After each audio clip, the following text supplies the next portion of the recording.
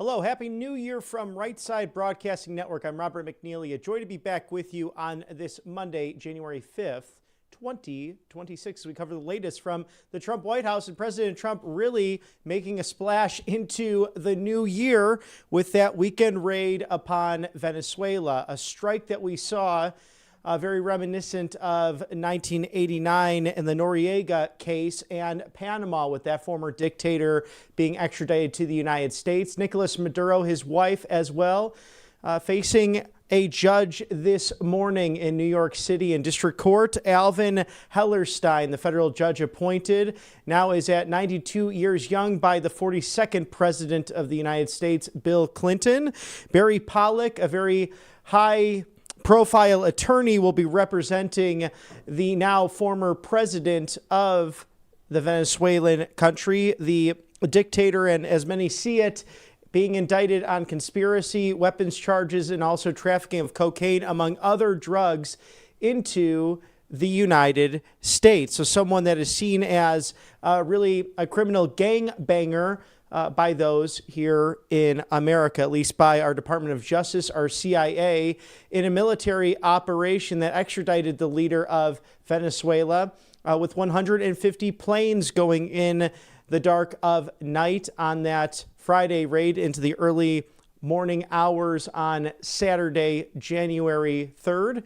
That all being authorized by the President of the United States. Watching from the Southern White House at Mar-a-Lago, beside him, John Ratcliffe, the CIA director, also General Dan Raisin-Kane, who in detail, or what could be declassified, explaining the workings of the operation, which was in practice for months and months in conjunction with the Department of Justice, our FBI, the Attorney General's office, also, again, the Central Intelligence Agency. As we break all of this news down, also other things happening in the United States with the Cincinnati home of the Vice President of the United States being attacked really over the course of the last several hours, and Vice President J.D. Vance stating this morning, "I appreciate everyone's well wishes about the attack at our home. As far as I can tell, a crazy person tried to break in by hammering the windows. I'm grateful to the Secret Service and the Cincinnati Police for responding so quickly." And also with that, Minnesota Governor Tim Walz, as you perhaps saw over the New Year's holiday with the evolving SNAP fraud issues happening in his state, will not be seeking a third term in 2026. So as we bring you all of the latest from the Trump White House, we have playback from yesterday's gaggle aboard Air Force One with the White House press pool as President Trump returned to 1600 Pennsylvania Avenue after celebrating the holidays at Mar-a-Lago. Hi, Mr. President. You came from a different way this time. Yeah, a little bit different. We have some good people. We have Senator Lindsey Graham. Hello, We everybody. have Howard Lutnick, Commerce. We have Steve Miller. We have a lot of people.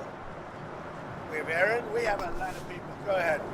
Hi, Mr. President. Hi. Have you spoken with any of the U.S. service members who were injured during that operation in Venezuela? Yes, we have calls into them. I want to speak. They're all in good shape. Can you detail what watching that was like when all of this played out in Venezuela and what Maduro was doing that moment? Well, I with knew the US possible forces? danger. I mean, it was a very dangerous operation.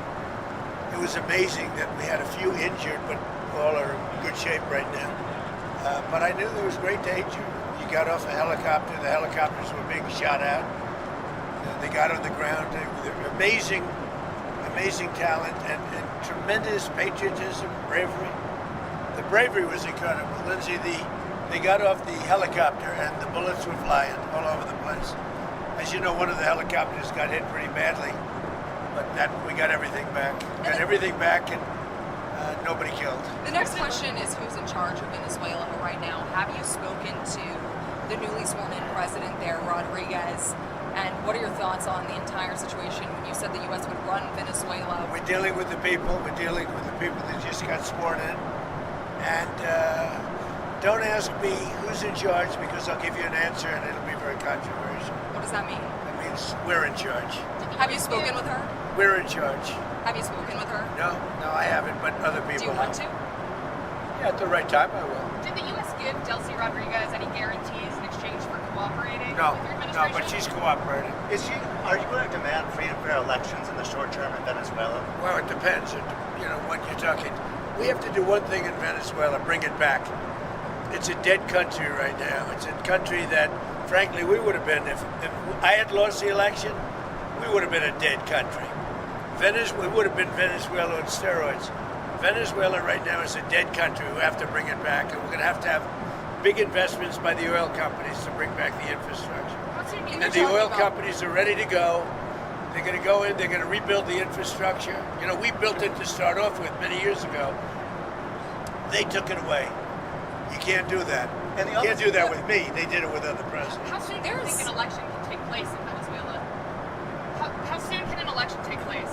Well, I think we're looking more at getting it fixed, getting it ready first, because it's a mess. The country is a mess. It's been horribly run. The oil is just flowing at a very low level, much lower than, even if it was badly run, it should have more income, more oil than what they're doing. So we're going to have the big oil companies go in, and they're going to fix the infrastructure, and they're going to invest money. We're not going to invest anything. We're going to just take care of the country. We're going to cherish the country. We're going to take care, more importantly, of the people, including Venezuelans that are living in our country that were forced to leave their country. And they're going to be taken very good care of. Yes, ma'am. Have you spoken with the oil companies about Yes. going into Venezuela? I have. Which ones? Have you received any commitments? All of them, basically. Any commitments from the oil companies? They want to go in so badly. Did you speak with them before the operation took place? Yes. Did you maybe tick them off about what Before and after. And they want to go in, and they're going to do a great job for the people of Venezuela. And they're going to represent us well.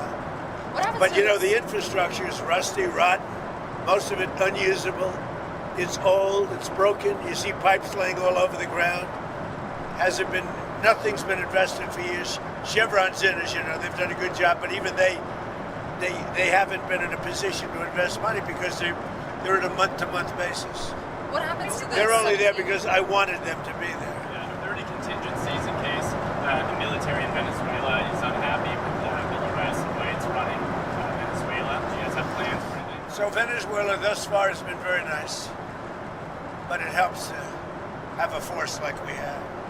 We were ready for a second wave. We were all set to go, but we don't think we're going to need it. There's about 17 billion worth of oil reserves in Venezuela. More. Is that going to be? You mean trillion? And is that going to be Did you something? say billion or trillion? I said billion. You said 17 billion? It's much more than that. Okay, so what is going to happen to those reserves?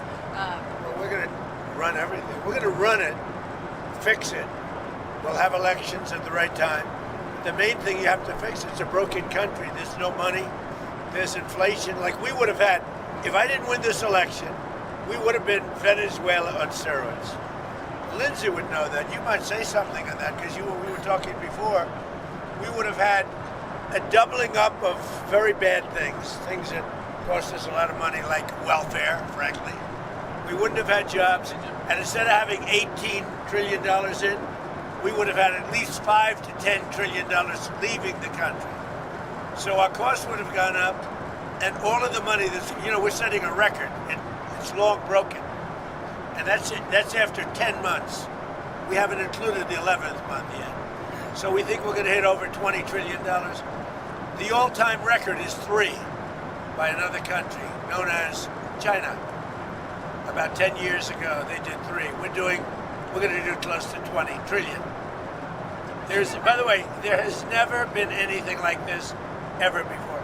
And it's all because of tariffs and the election, but it's because of tariffs. There was a time. Without tariffs, we wouldn't have 10 cents being invested. There was a time back in 2016, I remember your RNC speech, and you were saying that regime change and nation building. Where? When you were speaking at the RNC back in 2016, Go ahead, what did I say? you were criticizing regime change and nation building, the U.S. being involved in that. It seems obviously that your stance has changed on that. What led to that? And is the U.S. nation building now? Is that? This isn't a country that's on the other side of the world. This isn't a country like we have to travel 24 hours in an airplane. This is Venezuela. It's in our area. The Don Road Doctrine. So is that what you would say, that we're in the business of nation building now? We're in the business of having countries around us that are viable and successful, and where the oil is allowed to freely come out because that's good. It gets the prices down. That's good for our country. Now, we have a very sick neighbor. It's not a neighbor, but it's close to a neighbor, and that's Venezuela. It's very sick. Colombia is very sick too, run by a sick man who likes making cocaine and selling it to the United States, and he's not going to be doing it very long, let me tell you. What does that mean? He's not going to be doing it very long. He's not doing it very long. He has cocaine mills and cocaine factories. He's not going to be doing it very long. So there will be an operation by the U.S. and It sounds good to me. Secretary Yeah. Rubio mentioned. You know why? Cuba Because they yesterday. kill a lot of people. Yeah. Secretary Rubio mentioned Cuba yesterday in his remarks. Does the U.S. have a plan to do something? Well, Cuba always survived because of Venezuela.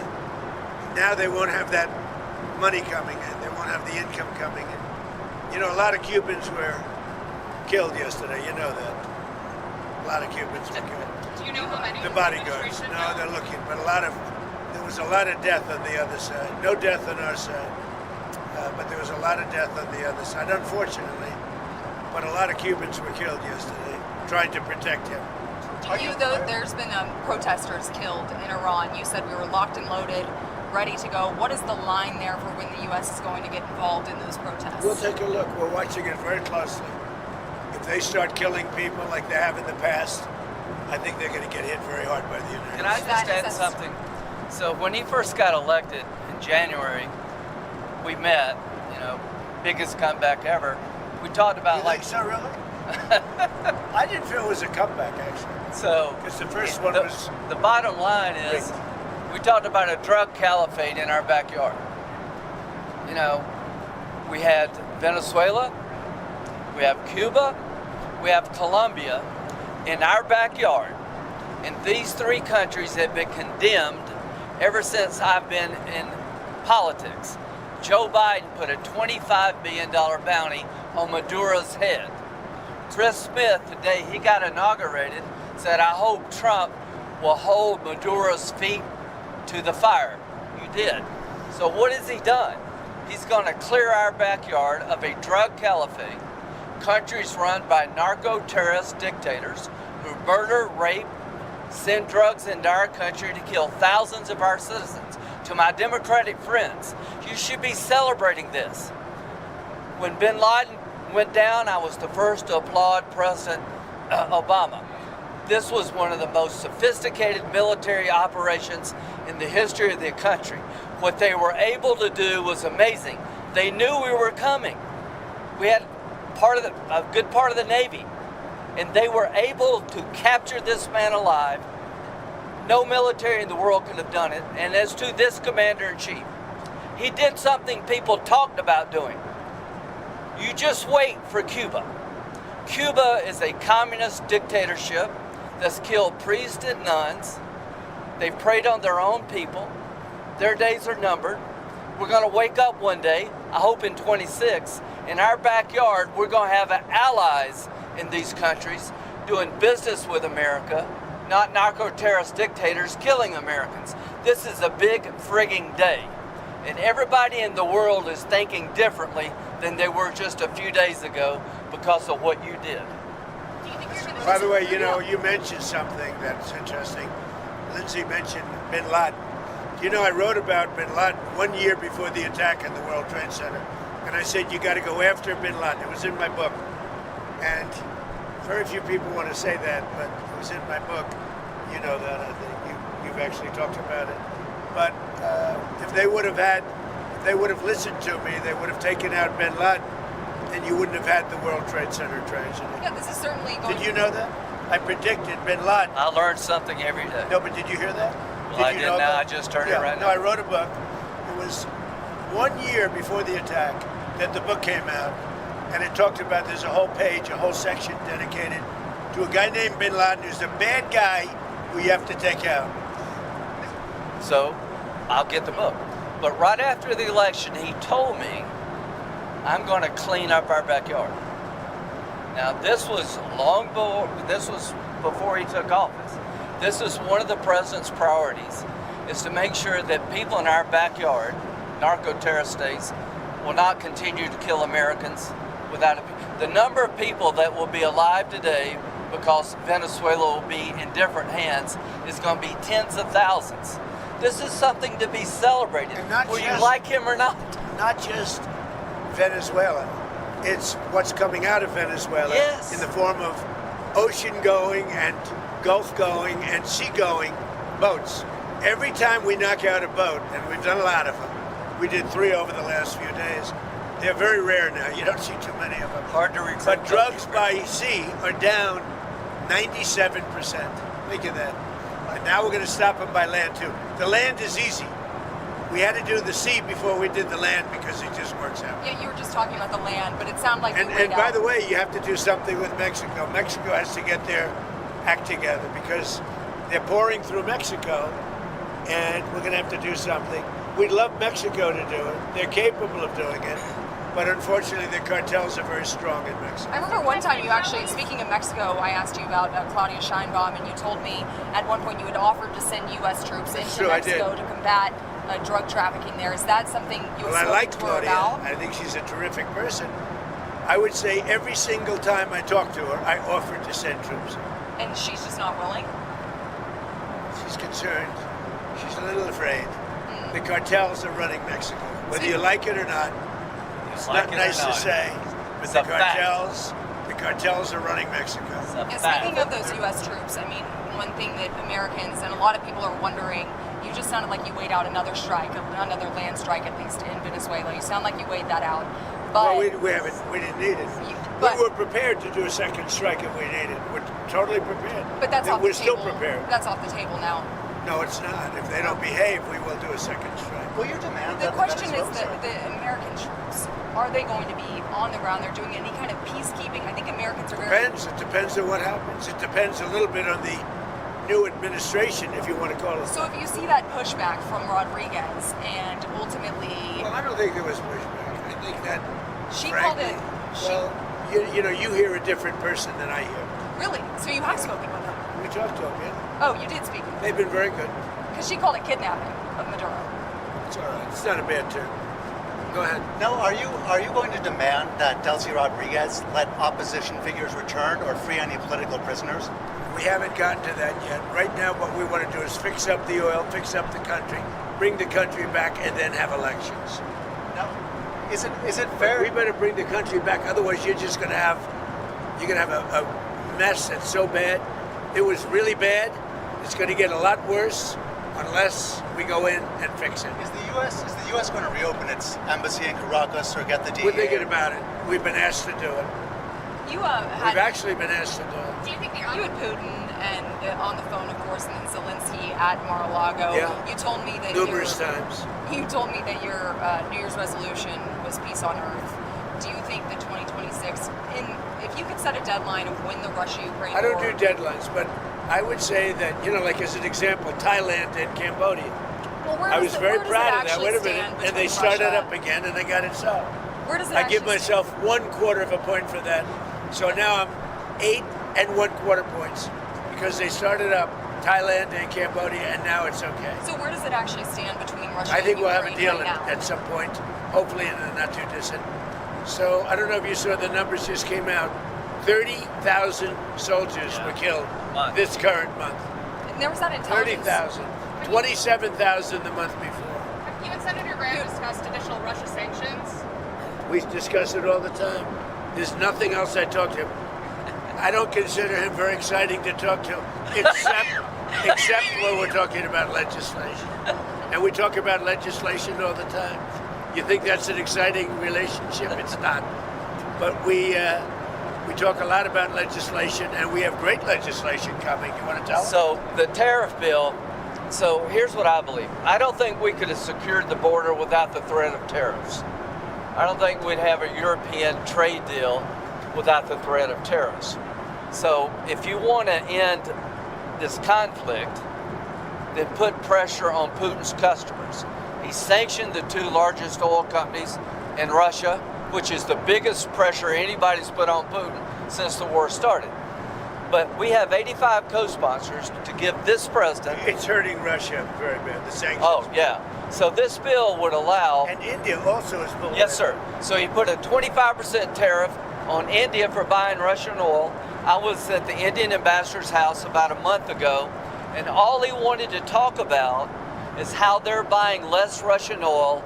Would you tell the president to relieve the tariff? This stuff works. So I'm hoping we'll bring the bill up, and it's from 0 to 500.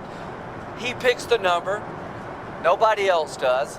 But if you're buying cheap Russian oil, keeping Putin's war machine going, we're trying to give the president the ability to make that a hard choice by tariffs.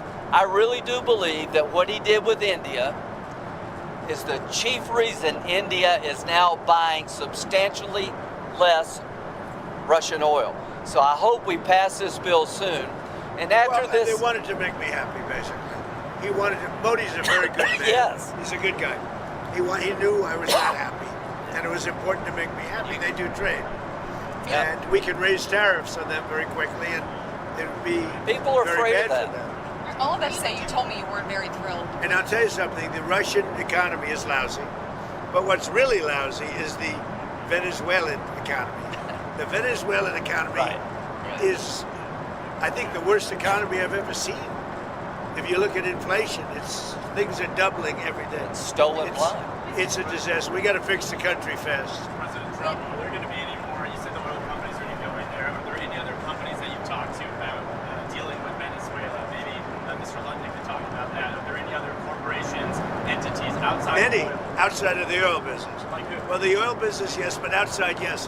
Howard, you want to So you have steel, you have minerals, right? All the critical minerals. They have a great mining history that's gone rusty. So steel, aluminum, minerals, I mean, this is all, it's a rich, it was once upon a time one of the great economies and cultures of the world, and it was destroyed, and now President Trump is going to fix it and bring it back got for the potential, Venezuela. but it's not easy. Oh, It's no. really gone bad. Any rare earth? But it's got potential. What? Maybe any rare earth minerals? They have rare earth, but everybody has rare earth. What's Rare earth is not rare. What's rare is the processing. We got We're almost doing all of it. processing plants all over. That's right. There's no such thing as rare earth. The rare earth is everywhere. What isn't everywhere is the processing of rare earth, and we have a lot of places going up right now. One thing we haven't heard you specifically react to is the Minnesota fraud that we've seen play out. Well, it just doesn't get worse. I've reacted. It's almost not even believable. This very stupid, low IQ governor, he's a very stupid man, because, I had a campaign against him with JD, and he's a stupid man, and he's a corrupt politician, and the Somalians are ripping off our country to the tune of, looks like $19 billion, but that's only what they can find. So usually when you're looking at 19, that would mean it could be 50, but the numbers are astronomical. Think of it. They have a dead country. They don't have government. They don't have anything. They don't have a military. All they do is run around shooting people and trying to capture ships. We don't let them take ships anymore. You know why? We use the same exact missile on them that we use on the drug carriers. And it's very effective. So You notice there's nobody capturing ships anymore? Because as they head out to go capture the ship, and the ship doesn't want to fire back because it's very flammable stuff in many cases. And the insurance companies don't want, because they build $1 billion ship, and they don't want anybody firing rockets into the ship.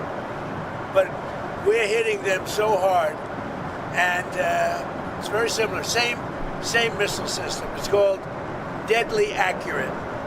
And do you notice that ships aren't being taken anymore? The pirates are. That's right. I hadn't thought about The that. pirates aren't. Well, no. No Somali pirates. It's actually very easy. They head out. We say, guess what? There's pirates. Bing. That's the end of the pirates. The shipping business is coming back, because see, these are little things that we're doing, and I'm doing it not just for American ships. I'm doing it worldwide, because we don't want ships taken by Somalia pirates. But what they are doing is they're stealing money from the American taxpayer.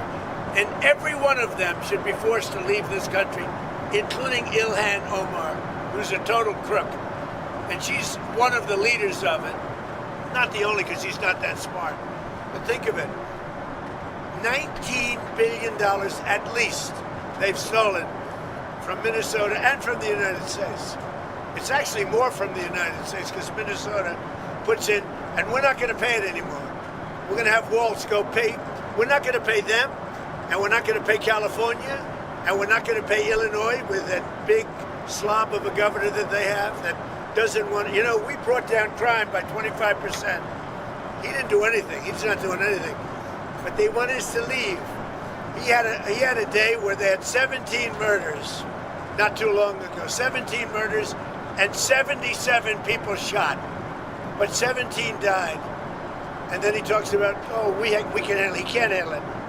But we pull back, and we'll go in at the appropriate time. But we're the ones that brought the crime down. We brought it down 20%. They didn't bring it down. Pritzker didn't bring it down. Same thing with Gavin Newsom. If we didn't go in to Los Angeles 7 months ago when they had the riots, even the police commissioner, the head of police, said if we didn't have the federal government go in, we would have lost total control of the city of Los Angeles, and they would have had to cancel the Olympics. Think of that. Speaking of Los Angeles, the National Guard, you pulled out the National Guard out of Portland. We did. In Los Angeles. And you know what?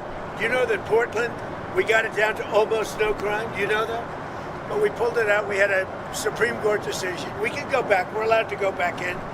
But we'll go back in when the crime starts. Look, the crime will soon start because they now know that we're out. And at the appropriate time, we'll go back in. And we may, if we're allowed to. The most powerful thing we haven't used, the Insurrection Act. You're considering using the Insurrection I've always Where? considered it, but we haven't needed it anywhere. 48% of the presidents of this country have used it. Bush used it, I think, 22 times or something. You know that, right? I mean, Bush the elder. Now, what are your short-term next 2 weeks? What do you need from Delcy Rodriguez? You've threatened Just total access. We need total access. We need access to the oil and to other things in their country that allow us to rebuild their country. What other things? A lot of things. Roads that aren't built, bridges that are falling down. Yeah, bridges that are falling down, nobody can go anywhere. And on Greenland, On Greenland now? Yeah, we're on Greenland. How did we come up to Greenland? So, do you expect to take an action against Greenland? Well, I don't want to talk about Greenland. Let's talk about Venezuela, Russia, Ukraine. We'll worry about Greenland in about 2 months. Let's talk about Greenland in 20 days. On Venezuela, we talked so much about energy. By the way, I will say this about Greenland. We need Greenland from a national security situation. It's so strategic. Right now, Greenland is covered with Russian and Chinese ships all over the place. We need Greenland from the standpoint of national security. And Denmark is not going to be able to do it, I can tell you. You know what Denmark did recently to boost up security in Greenland? They added one more dog sled. It's true. Sir, They thought that was a great move. what would the justification be for a claim to Greenland? What would the justification Oh, I don't want to talk about Greenland now. I just say this. We need Greenland from the standpoint of national security. And the European Union needs us to have it, and they know that. I think there's some confusion that the about operation in Venezuela will affect your relationship with Xi Jinping and China? No, I don't think so. I have a very good relationship.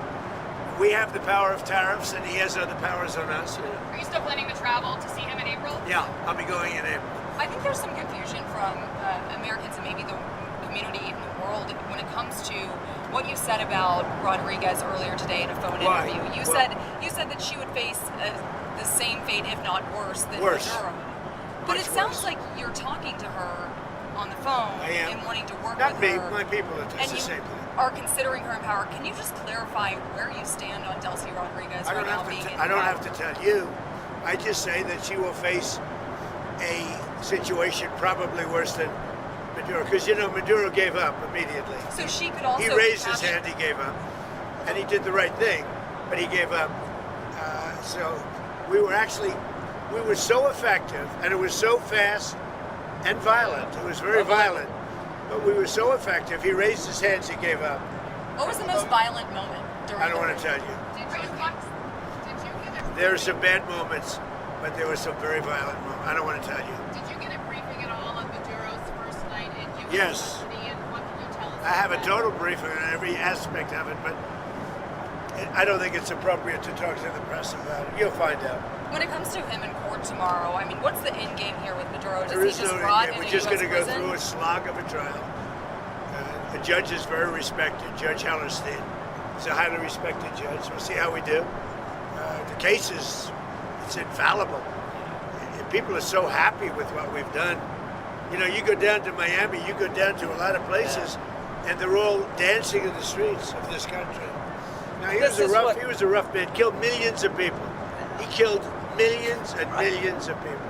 After he stands Can trial, I just say something? We got that. This is a good thing, not a bad thing. President Biden put a $25 million bounty on the guy's head. Why? Because he was a horrible criminal, murderer, poisoning our people. Every administration has been saying he's a threat to our country. He's a bad guy. This is the first guy that's actually done something about it. Here's the story for me. He could be in Turkey today, but he's in New York. So if you tell people in Cuba, you need to stop being a communist dictatorship threatening America, you should go somewhere else. You better take the offer. Maduro has nobody to blame but himself. He gave him a way out. He chose to defy Trump and the U.S. military, and his ass is in jail where he deserves to be, and every president has said the same thing, but he did it. You know, one of the things that is happening, and I think you see it all the time, Howard, you've seen it, that Cuba is ready to fall. You know? Yes. Cuba looks like it's ready to fall. I don't know if they're going to hold out. Was there a final But straw? Cuba now has no income. They got all of their income from Venezuela, from the Venezuelan oil. They're not getting any of it. And Cuba literally is ready to fall. And you have a lot of great Cuban Americans that are going to be very happy about this. Marco Rubio has really had your ear, it seems, throughout this entire process. I know that Vice President Vance was just down the street when this whole operation was playing out, but would you say that Marco Rubio has your ear more than the Vice President right now? No, they both do. No. And JD's very smart, doing a great job. And so is Mark. No, both. It sounds like I he's would say been equal. the go-to, and you were just talking about Cuba and what could come next there. Are you considering U.S. action in Cuba? We're not. I think it's just going to fall. I don't think we need any action. It looks like it's going down. It's going down for the count. You ever watch a fight? I have. They go down for the count. And Cuba looks like it's going down. What do you think, Howard? It's going down. They've lived off of Venezuela, right? The economics were all Venezuelan, right? That's why you said the protective force of Maduro was Cuban, right? They were Cuban guards, so they were just paying Cuba when that money stops. Don't hire him in the future. Yeah, they weren't very good. People from our country who were forced to come over, they really didn't want, they were from Cuba. People from different countries like to stay in those countries, whatever, whether it's good, bad, or indifferent. And people want to go back to Cuba, and they want to work in Cuba, but Cuba's going down for the count. Thank you very much, everybody. Mr. President, is Elon Musk back in the fold? You had dinner with him last night at Mar-a-Lago. Elon's great. I say about Elon, he's 80% super genius and 20% he makes mistakes. But he's a good guy. He's a well-meaning person. Can I ask you about one more thing that I've been wanting to ask you the last couple of days? You said that you were very angry. got a lot of questions. I do have a lot of questions. Tell him who you're with. Go ahead. I'm with News Nation. My name's Libby D. So you said that you were really very angry with the Ukrainian President Zelensky if he was the one who conducted that strike on Putin's residence. I don't believe that strike happened. Right. So Putin had said in that phone call to you that that strike happened. You came out and said that, and you believed Putin. There was some criticism. There is something that happened fairly nearby, but had nothing to do with this. Why did you believe Putin in that moment and then go say that about you? Because nobody knew at that moment. I mean, that was the first I heard about it. So why not? He said that his house was attacked. We don't believe that happened, now that we've been able to check. Yeah. But that was the first we ever heard about it. We just hope that Russia and Ukraine get it settled. Amen. It's costing us nothing. In fact, we make money because unlike Biden gave $350 billion, gave it away. Now, I got a lot of it back because we did a rare earth deal, going into rare earth. And we're going to get a lot of that money back, maybe all of the money, maybe more than all of the money. But we get paid now whenever we send anything, they pay. So this isn't an economic thing for us. This is a soul. This is a situation where, on average, 25,000 souls, 25,000 soldiers mostly, and some people from Kiev and different cities, but a very small number by comparison. But 25,000 to 30,000 soldiers are being killed every single month. And they're not from America, they're from Russia, and they're from Ukraine. And if I can get it stopped, I'd like to get it stopped. And I think we will. Thank you very much, everybody. You've talked about returning some control to American companies. Did that play at all into your decision to capture Maduro? No. What really played is the fact that he sent millions of people into our country from prisons and from mental institutions and drug dealers and every drug addict in that country, in his country, was sent into our country. Think of that. Every single drug addict from Maduro's country, which isn't really his country and it's certainly not his country anymore, every drug addict and every drug dealer has been sent into our country. Now we're getting them back, but it's a very laborious job to get them back. Very hard job to get. And of course, we're not getting a lot of good backup from certain judges, from certain radical left. But we're doing well on appeals because the people doing the appeals, seems that the judges are much more sane. What these super radical left judges are doing to our country, it's incredible. But if you take a look, Maduro sent hundreds of thousands and even millions of people from jails, from prisons, from mental institutions, drug dealers, drug addicts, everybody. He sent anybody with a problem into it. It can never be forgiven. And other countries have done the same, but nothing like Maduro's done. During your campaign, you talked about ending American foreign intervention. What changed your mind with Venezuela? What kind of grew your interest there? The fact that he sent drugs into our country. We're stopping it rapidly with what we're doing with the sea, because they come in, a lot of it comes in by sea, but it's not coming. The drugs coming in, as I said before, by sea are down 97%. You should be saying, thank you very much, President Trump, great job. Now they can't get anybody to pilot those boats. You know, it's 97%. I'm trying to figure out who are the other 3%. Would you say that Operation Resolve? What's your response to supporters who voted for you, who may be glad and relieved to see Maduro in custody? The voters that voted for me, yeah. Let me just tell you, the voters that voted for me are thrilled. They said, this is what we voted for. So let's just think about it. What is the right response when a country sends in tens of thousands of people to overwhelm your system? When a country is a narco-terrorist state that floods your country with cocaine, that's aligned with Hezbollah, what's the right response? You blow up the boat before they get here. You take down the source of the problem. President Trump didn't wake up one day and say, hey, let's take Venezuela. He did what other people talked about but didn't have the balls or the guts to do it. This is a good thing. This is not interventionism. This is making America safer. We're going to be more prosperous because of the business deals. There are going to be Americans alive today because he shut down a narco-terrorist state called Venezuela. This is a good thing, not a bad thing.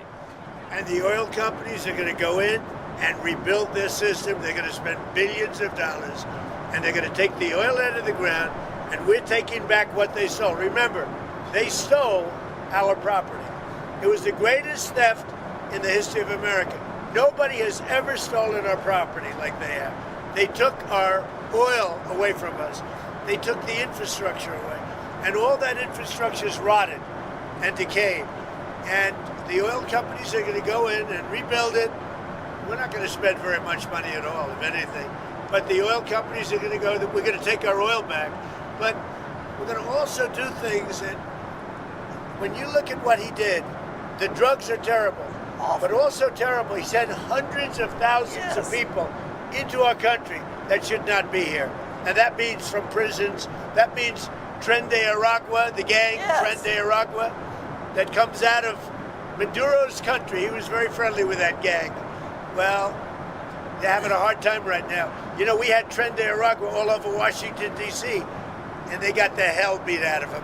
Washington, D.C. is the safest city right now in the United States. Thank you very much, Mr. President, if you had to sum up Operation Absolute Resolve, would you say that it was about oil or it was about regime change? It's about peace on earth. How is it peace on earth? Peace on earth. We got to have peace. It's our hemisphere. The Monroe Doctrine was very important when it was done, and other presidents, a lot of them, they lost sight of it. I didn't. I didn't lose sight. But it really is. It's peace on earth. Thank you very much. Thank you, Mr. President. Thank you to All Family Pharmacy in this new year, helping changing how people access medications. Sticking with the 10% off you may have remembered from last year, as we're still in the holiday season. I hope you have that cheer going on as Christmas time continues, liturgically speaking. So use that code RSBN10, that's RSBN10, for Tamiflu, antibiotics, ivermectin, and much, much more. NAD+, methylene blue, all of these proven over-the-counter generics that are off-label, easy to access when going through the online leading pharmacy known as allfamilypharmacy.com/RSBN. You may remember Michael Kunzler, a dear, dear man and co-owner of this amazing organization, mentioned Tamiflu is hard to get in January and February, so you want to stock up on that as soon as possible. They're removing the barriers found in traditional pharmacies. Instead of waiting weeks for appointments or dealing with insurance complications, customers can call and order online, have their request reviewed by a licensed physician, and receive medication shipped directly to their door. They offer a wide selection of antibiotics, antivirals, the Tamiflu, as I mentioned, ivermectin, NAD+, methylene blue, emergency medical kits, blood pressure medications, and much, much more. In total, around 300 plus easy medications that really should be in your medicine cabinet to save your life or make sure that you get through the flu and cold season just a little bit easier than you would without them. Use code RSBN10 today. Scan that QR code there, 10% off your order. And again, the code RSBN10 right there for you. Thank you to allfamilypharmacy.com/RSBN for your sponsorship on the right side of history. There's also Monetary Gold, the best in the business. Grab that complimentary presidential gold guide today, 888-617-7994. Ask how you can eliminate those annual IRA fees permanently for life. RSBN4thegold.com. Call immediately to discover how you can take advantage of diversification, whether it's buying that first property or wanting to give that generational wealth down, passing that to your children, to your grandchildren. Paper money, it just does not do the job. We've seen the hyperinflation in Venezuela.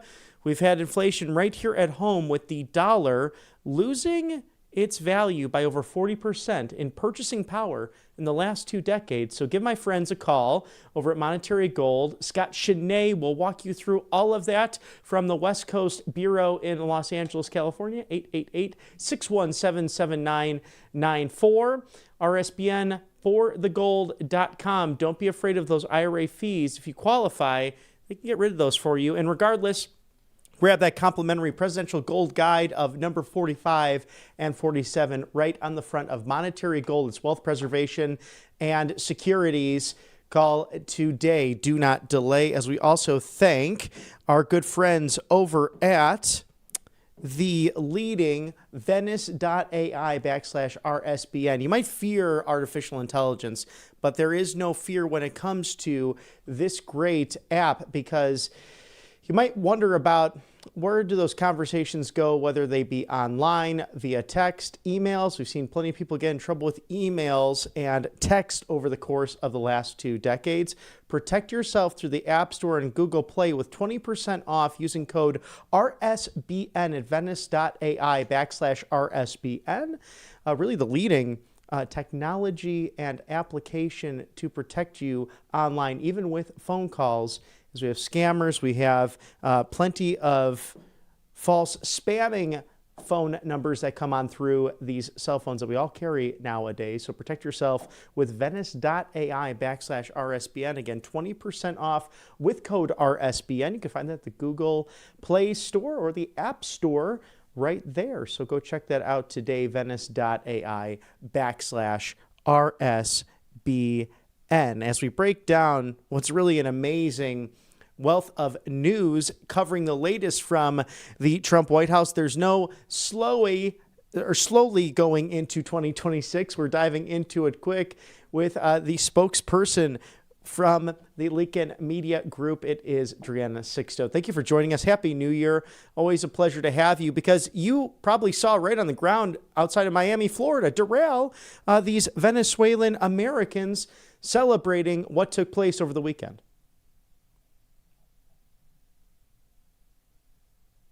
With the news of what happened.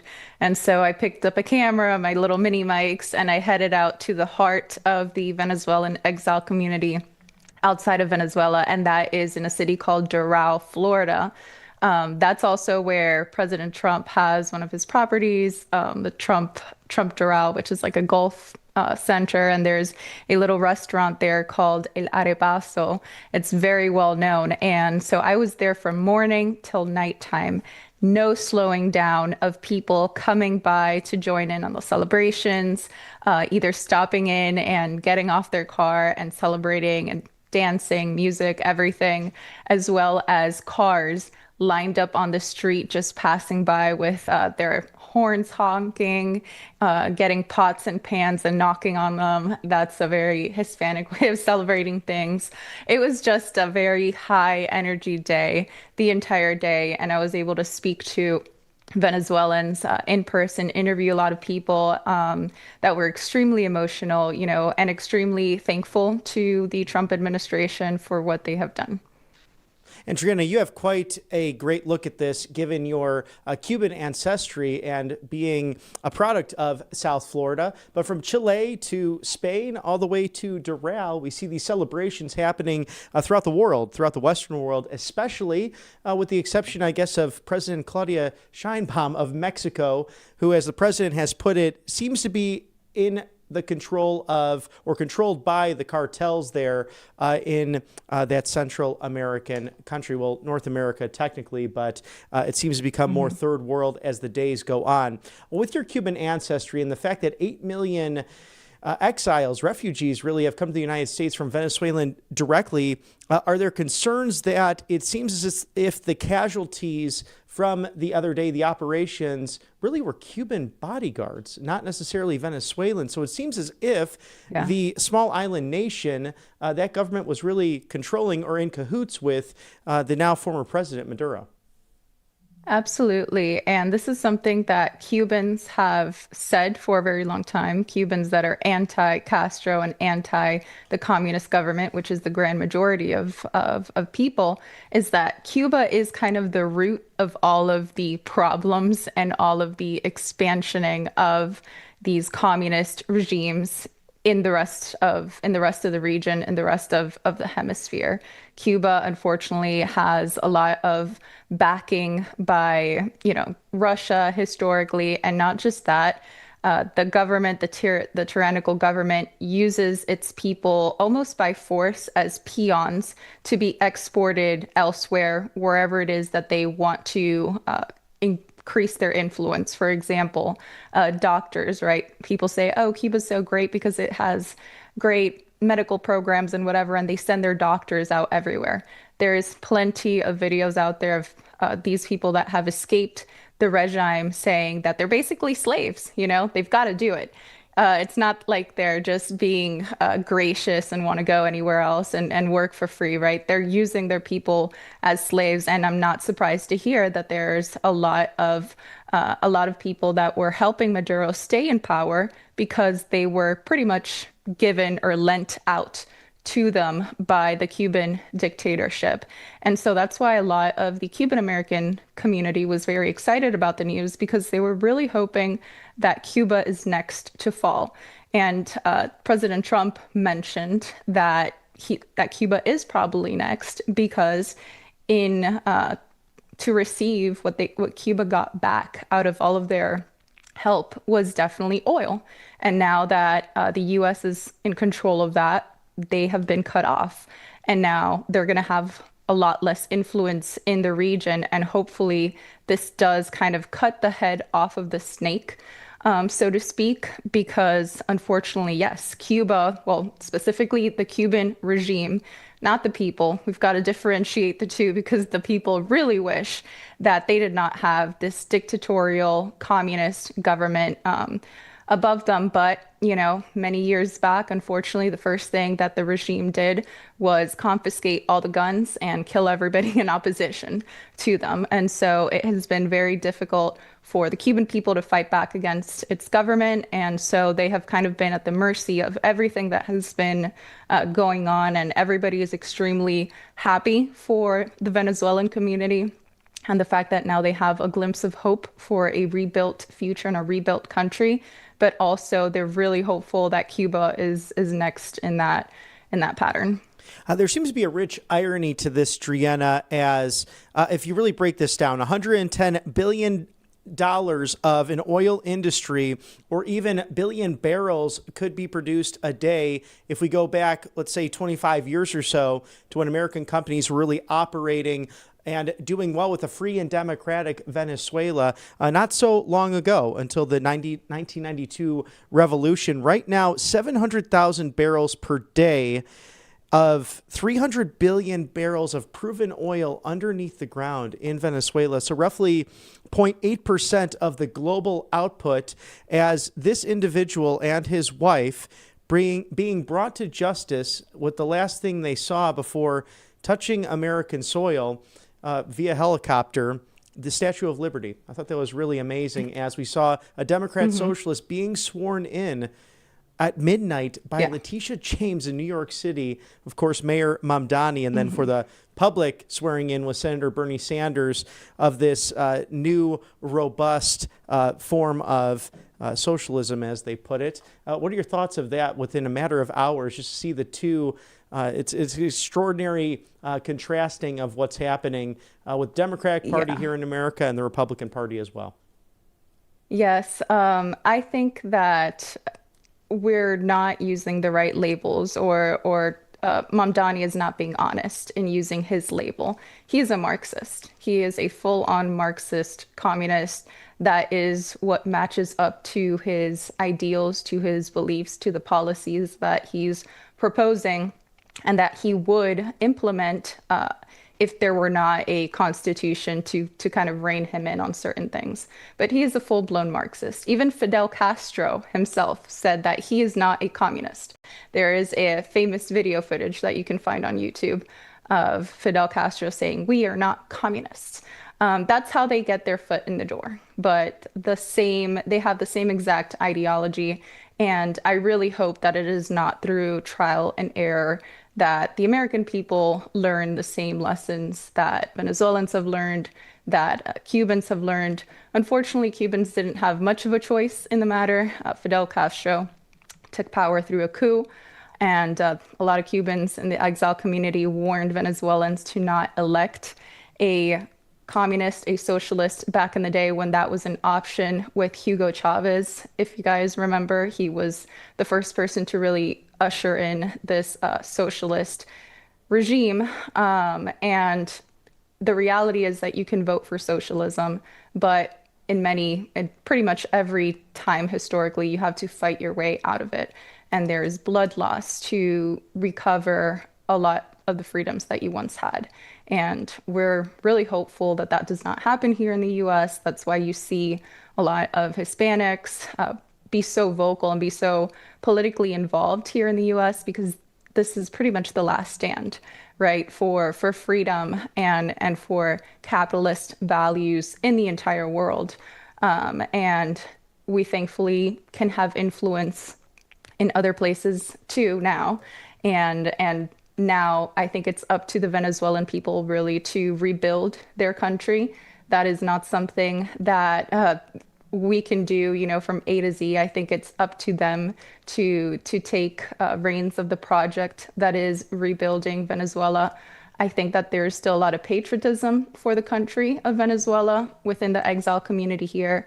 I saw that. I spoke to a few people in Doral on Saturday, and they do look forward to go back home because they miss it, you know. And so I really do think that this is going to be a really great positive development, and it's going to be a domino effect for the rest of the region, hopefully. Oh, it's a robust culture, extraordinary to watch, and I'm excited for the FIFA World Cup even more given everything that's happening now, because even in Atlanta, you'll find some great Venezuelan restaurants that really get together for their football, as they call it, not soccer, but it's an exciting time for these freedom-fighting lovers. And that's what I was going to ask you, Driana. Do you have a situation now that mirrors the leadership of President Bukele in El Salvador? We know Salvadoran people going back to their homeland to rebuild, to bring it back to glory, and with many business economic opportunities, with liberty at the forefront, and a return to the church. The irony in all of this, that history doesn't necessarily repeat itself, but it does rhyme, because we've seen how many countless leaders in the church or even lay people arrested for their belief system. I think people forget as well, the communists, the Marxists, it then becomes the God, the savior of the people, according to their leaders. And a lot of people, whether cleric or not, end up in prison for simply trying to worship based upon their own belief system. Well, yeah, that is true. Whenever there is a communist regime installed, they want to remove religion out of society because they want the government to be their god, or for people to derive morality from government. And that's always a very, very bad idea, because government is usually ruled by politicians, career politicians, and they don't have exactly the best morals. So yes, they ban Bibles, they ban public free speech on, you know, people's religion. We saw that definitely in Cuba. We saw that in Venezuela. And I think the very first thing that Venezuela needs to get in order is their safety, right? And crack down on criminal organizations, on any kind of drug trafficking. That's the very first thing that Bukele did. He cracked down on all the gang members that were primarily the ones causing all of the violence, because who wants to live in a country, invest in a country where, you know, nothing is secure, where it isn't sure that, you know, your business is going to be robbed, or that you have to pay gangs off so that they keep you protected, i.e. they don't hurt you, right? So the same thing, unfortunately, exists a lot in Venezuela right now. And that needs to be the first thing that's tackled, so that people really want to invest in their own country. And so I really hope that the new leadership is strong on that, and it takes a ruthless approach, because and it's warranted, because everybody that really gets involved in that drug trafficking, human trafficking, they're all guilty of crimes against humanity. And so they deserve the harshest punishment, and they need to be removed from society, and from then on the country can definitely recover. And that seems to be the precedent in American law, as it's happened before. And this president seems to take these actions, military or otherwise, on very significant dates, whether it's protecting Christians and bombing Boko Haram on Christmas Day, to Noriega in 1989 being apprehended by the United States government. Former Attorney General Bill Barr speaking on that back when the Panamanian dictator was taken on those criminal drug charges and narco-terrorist charges. And then also 6 years to the day, on January 3rd, we have the killing and removal of an Iranian general who was almost as deadly and scary as El Chapo. So before we let you go, Driana, we look at this in American history. Again, that history doesn't necessarily repeat itself, but it does rhyme, and they're calling it now the Monroe Doctrine. So those unfamiliar with the Monroe Doctrine, it was at the time really pushing back against the European aristocracy and the powers that be in the Western Hemisphere, specifically South America, back during the presidency of James Monroe. You now have more of a situation as we date back to the Cold War, where this is more of influence of Asian nations, specifically China and Russia, operating in Venezuela and Cuba as well. How do you think this will relate to their global trade when it comes to the BRICS nations, especially in regards to oil exchanges and the dollar being the valued currency at the global level? Well, I think that a lot of people are criticizing, the U.S.'s interventionism in this case, or at least the left in this country is screaming their heads off about it and, saying that this is all just about oil. Okay, well, here's the argument against that. If the U.S. is not in control of that oil, which then, through its money, through the opportunity cost of not being in charge of it, who else is going to step in and take over it? It's going to be either China, it's going to be either Russia, it's going to be Iran. So out of those powers, who would really do the best for the region? If it's not us, then China's going to swoop in, take control of the oil supply and reserves, and then use it to export its own interest, or Russia or Iran. So right now, since things are in limbo, we have to be the ones to take control temporarily and hopefully then just have everything be put back into the hands of the Venezuelan people. Like you mentioned earlier, right now, Venezuela is producing less than 1% of what it used to before. So it's not operating at full capacity. The Venezuelan citizens could greatly benefit from getting things back to normal and how they used to be. Unfortunately, that's what happens when you inject socialism into a once prosperous nation. Venezuela is very rich in natural resources, oil being just one of them. But despite being rich in natural resources, once you nationalize those resources, once the government decides to take over and control all of that, then that is what you get. And that's what we saw with this communist dictatorship in Venezuela over the last few years. If the US doesn't manage that right now, then absolutely China would swoop in. I mean, we saw not too long ago China's influence surrounding the Panama Canal. They have a lot of property around it, and were absolutely positioning themselves to be a power that controls the access completely, right, back and forth through that strategic canal, or else every kind of export would have to take a much longer route to get everything through. So we can't allow those countries to really be in control of this side of the hemisphere. It should be us. It should be the US. And that's why I'm very in support of what we're doing and what the Don Roe doctrine is right now. Yes, and later accompanied by the presidency of Teddy Roosevelt at the turn of the 20th century. Many similarities between President Trump and President Roosevelt in regards to U.S. influence around the world, but doing it in such a way that is not involving us in entangling alliances and troubles like we saw in Iraq and Afghanistan. But President Trump saying nearly 20 years ago, if you're going to go in, take the damn oil. And that's what might be something that coming as a byproduct of this multifaceted situation as Maduro and his wife now facing these narco-terrorist charges. Driana Sixto, thank you so much for your perspective on all this, living in South Florida. Where can everyone find you in case they're just tuning into RSBN in the new year? Yeah, so you can find me on X, Driana Sixto. Just my name's up on the page.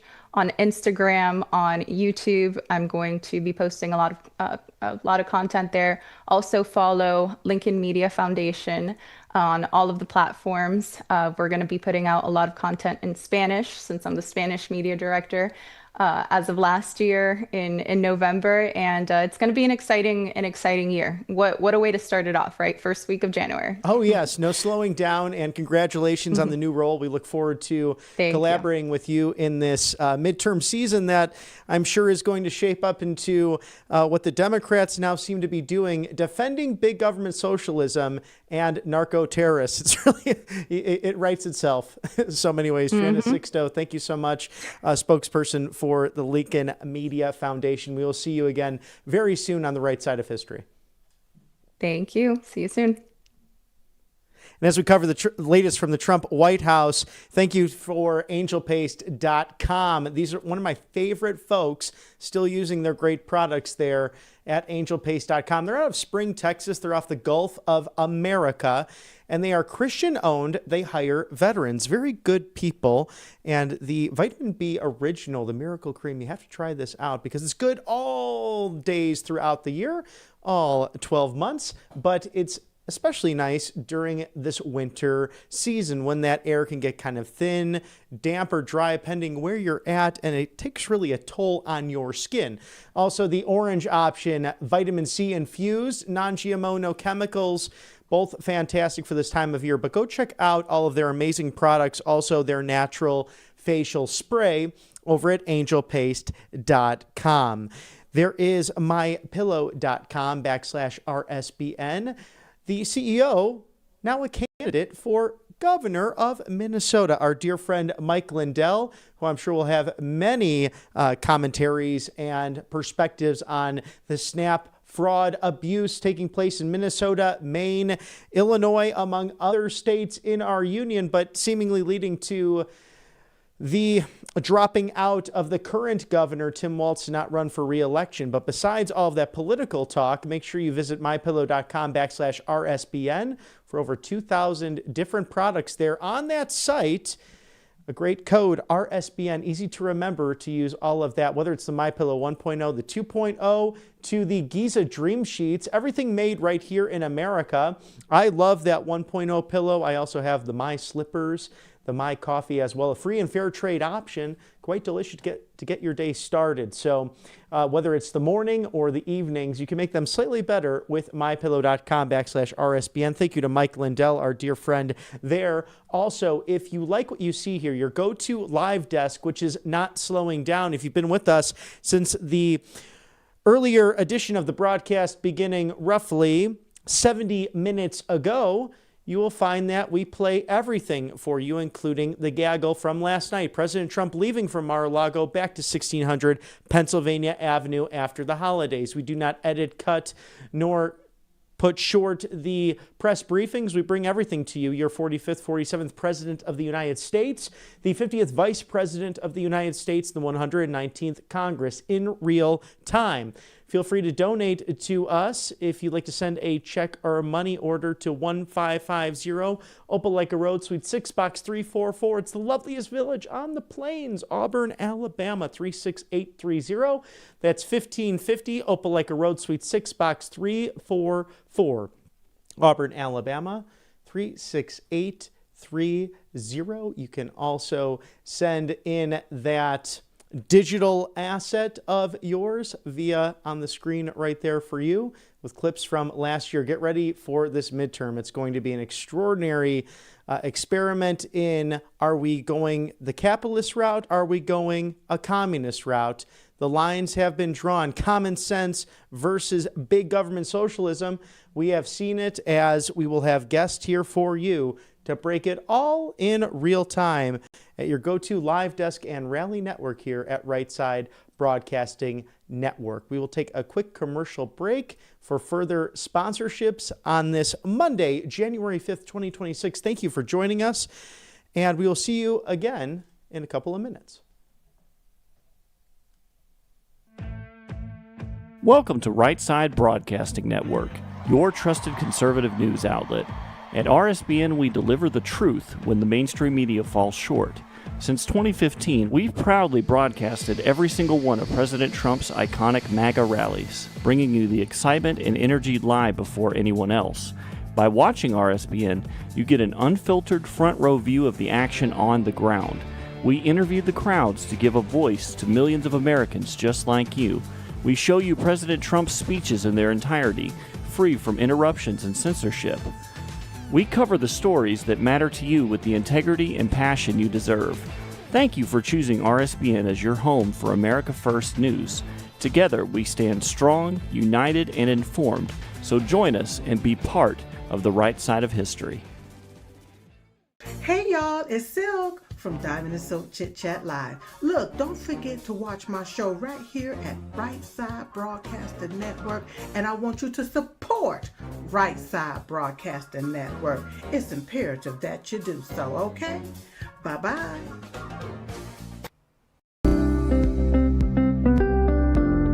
allfamilypharmacy.com/RSBN. You can scan that QR code now, RSBN10. That is the code, easy to remember, for 10% off. This is ivermectin, hydrochloroquine, antibiotics that will save you and yours from bacterial and viral infections, NAD+, and much, much more. 200 essential medications and emergency medical kits, the meds you trust delivered to your door.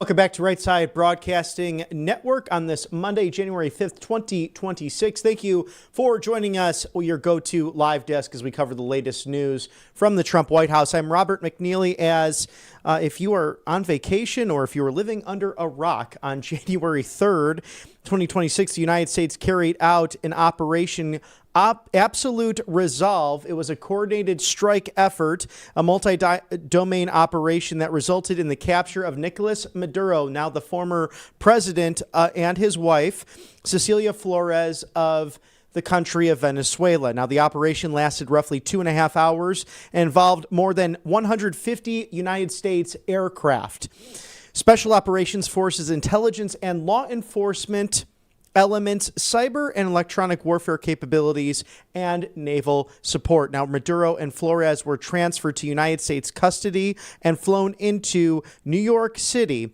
to face federal charges related to narco-terrorism and cocaine trafficking, according to the White House and the Secretary of State, Marco Rubio, stating, "This is our hemisphere, and President Trump will not allow our security to be threatened." Secretary of State Marco Rubio joining multiple news programs over the weekend following the breaking news and the declassified information, the briefing you might have seen over the weekend, and our coverage from Matthew Alvarez with President Trump, Secretary of State Marco Rubio, the Secretary of War Pete Hegseth, General Raisin Kane, the Chairman of the Joint Chiefs of Staff, as well as CIA Director John Ratcliffe, who was when the operation was ordered at 10:46 Eastern on Friday night. Now, the administration's decisive operation successfully apprehended, indicted narco-terrorist and illegitimate former Venezuelan dictator Nicolas Maduro. Secretary Rubio underscored President Trump's ironclad commitment to preventing the Western Hemisphere from becoming a safe haven for drug traffickers, Iranian proxies, or even hostile regimes that endanger our national security, declaring the days of weakness are over and that the United States will deploy every tool to eradicate these threats from our backyard. Now, there's not war. We are at war against the drug trafficking organizations, not a war against Venezuela, according to the Secretary of State.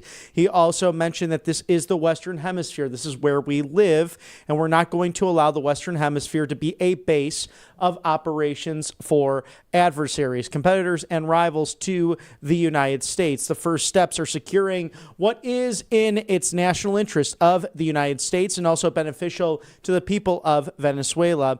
And those are the things we are focused on right now. No more drug trafficking. No more Iran, Hezbollah presence there. No more using the oil industry to enrich all our adversaries around the world. The secretary continuing stating that this was not an action that required congressional approval. In fact, it could not require congressional approval because this was not an invasion. This is not an extended military operation. We will seek congressional approval for actions that require congressional approval.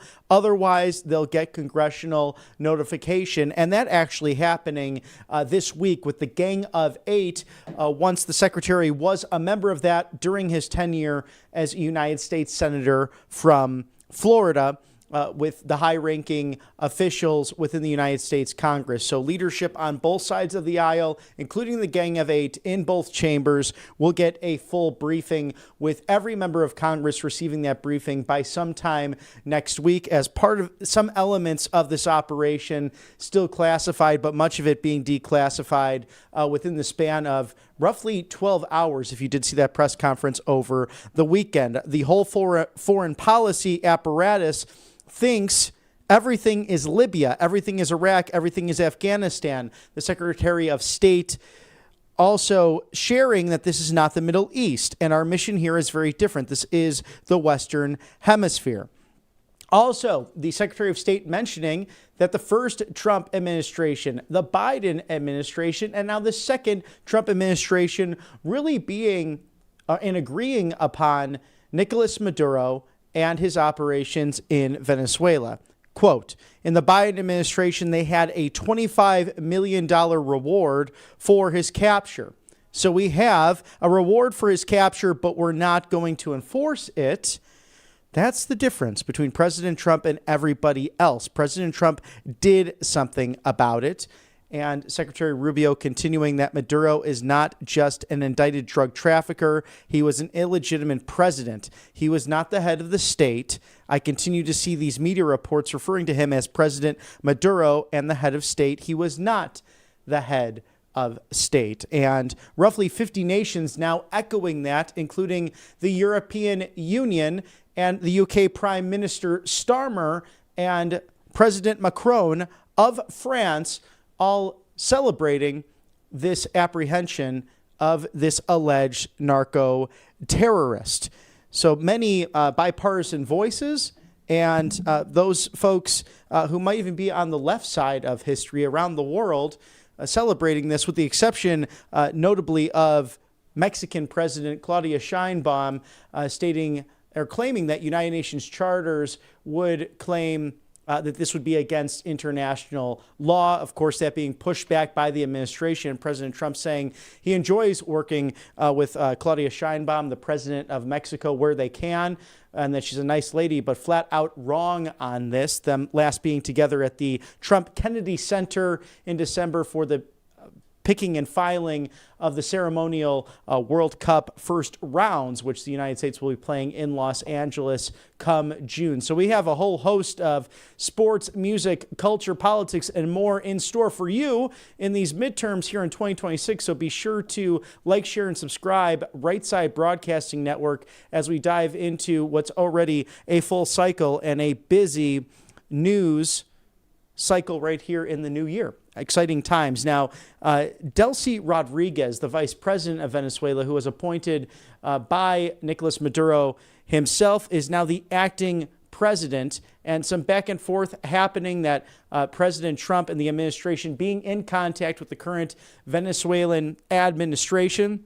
Her herself, a daughter of a Marxist revolutionary. If you were tuning in earlier with us, you heard Triana Sixto of the Lincoln Media Foundation diving into all of that. With her Cuban heritage and being from South Florida, she has seen some amazing developments on the ground over the course of this weekend, specifically in Doral, where celebrations were taking place all the way to Chile and Spain, and those of Venezuelan ancestry really welcoming this, as 8 million Venezuelans have come to the United States, 49% of them living in the free Sunshine State of Florida since that Marxist revolution dating back to 1992. So there are many parameters to all of what takes place next as Nicolas Maduro and his wife in court this morning.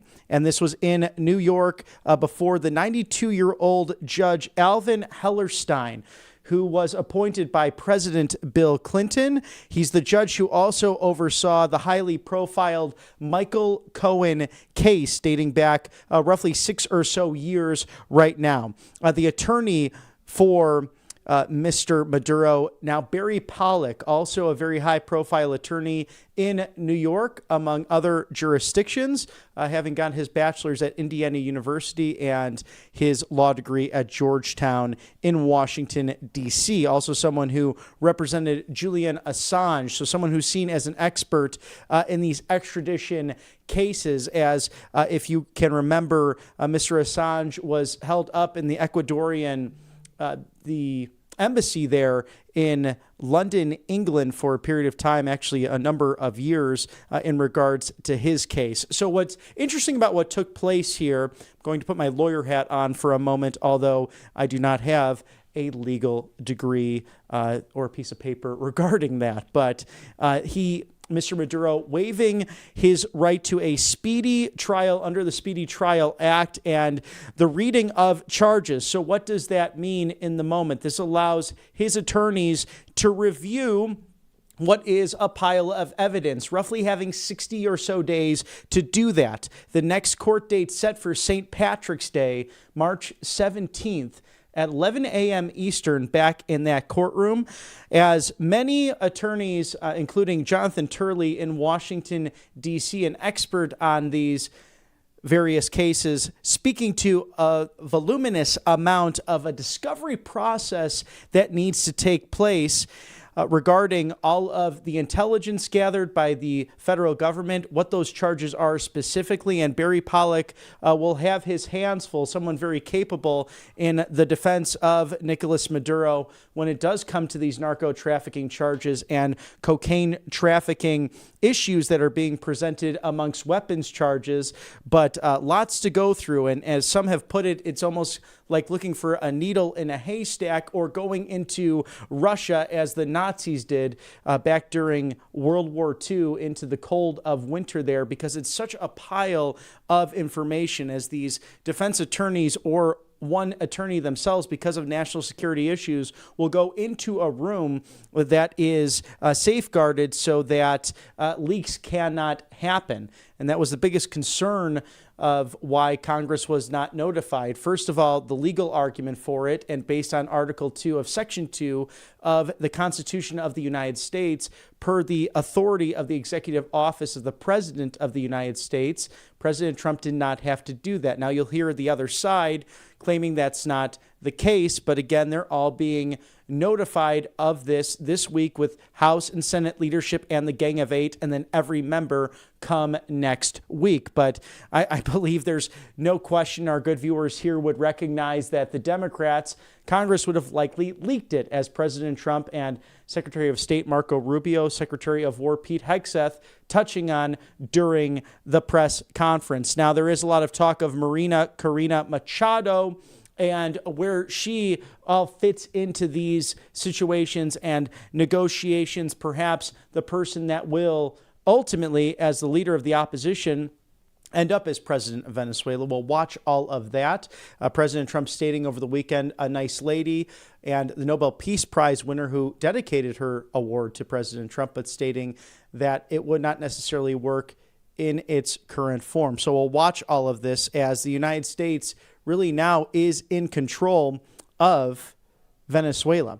As we do thank our sponsors here on the right side of history, All Family Pharmacy, a great, healthy way to get the new year all taken care of with 10% off your must-have medications this holiday season. Tamiflu, very hard to obtain during January and February. So I want to make sure you dive into this. Also antibiotics, ivermectin, and much, much more. On my way back from Chicagoland yesterday, I had to get on a bus down to Auburn, and there was someone hacking up a lung in the process. And it's just the time of year, sadly, where cold and flu goes around. So watch out for that. Be prepared. Stock up that medicine cabinet. All Family Pharmacy, helping to change the way Americans have access to the right to try, most favored nation status, and gaining access to off-label generics, removing many of the barriers found in traditional pharmacies as we see it today. Instead of waiting weeks and weeks for appointments or dealing with insurance complications,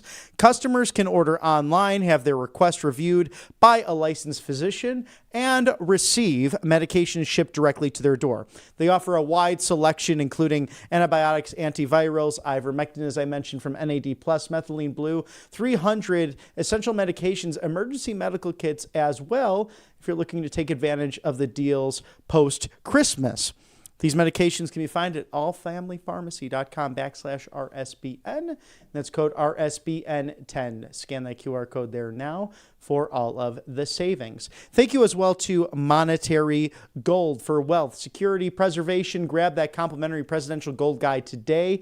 It's 888-617-7994. Ask how to eliminate your annual IRA fees permanently for life. It's RSBNforthegold.com, RSBNforthegold.com, and figure out how to use gold and silver as a bet against the BRICS nations. Although now it could be changing a lot in the world as they were seeking a digital currency against the United States.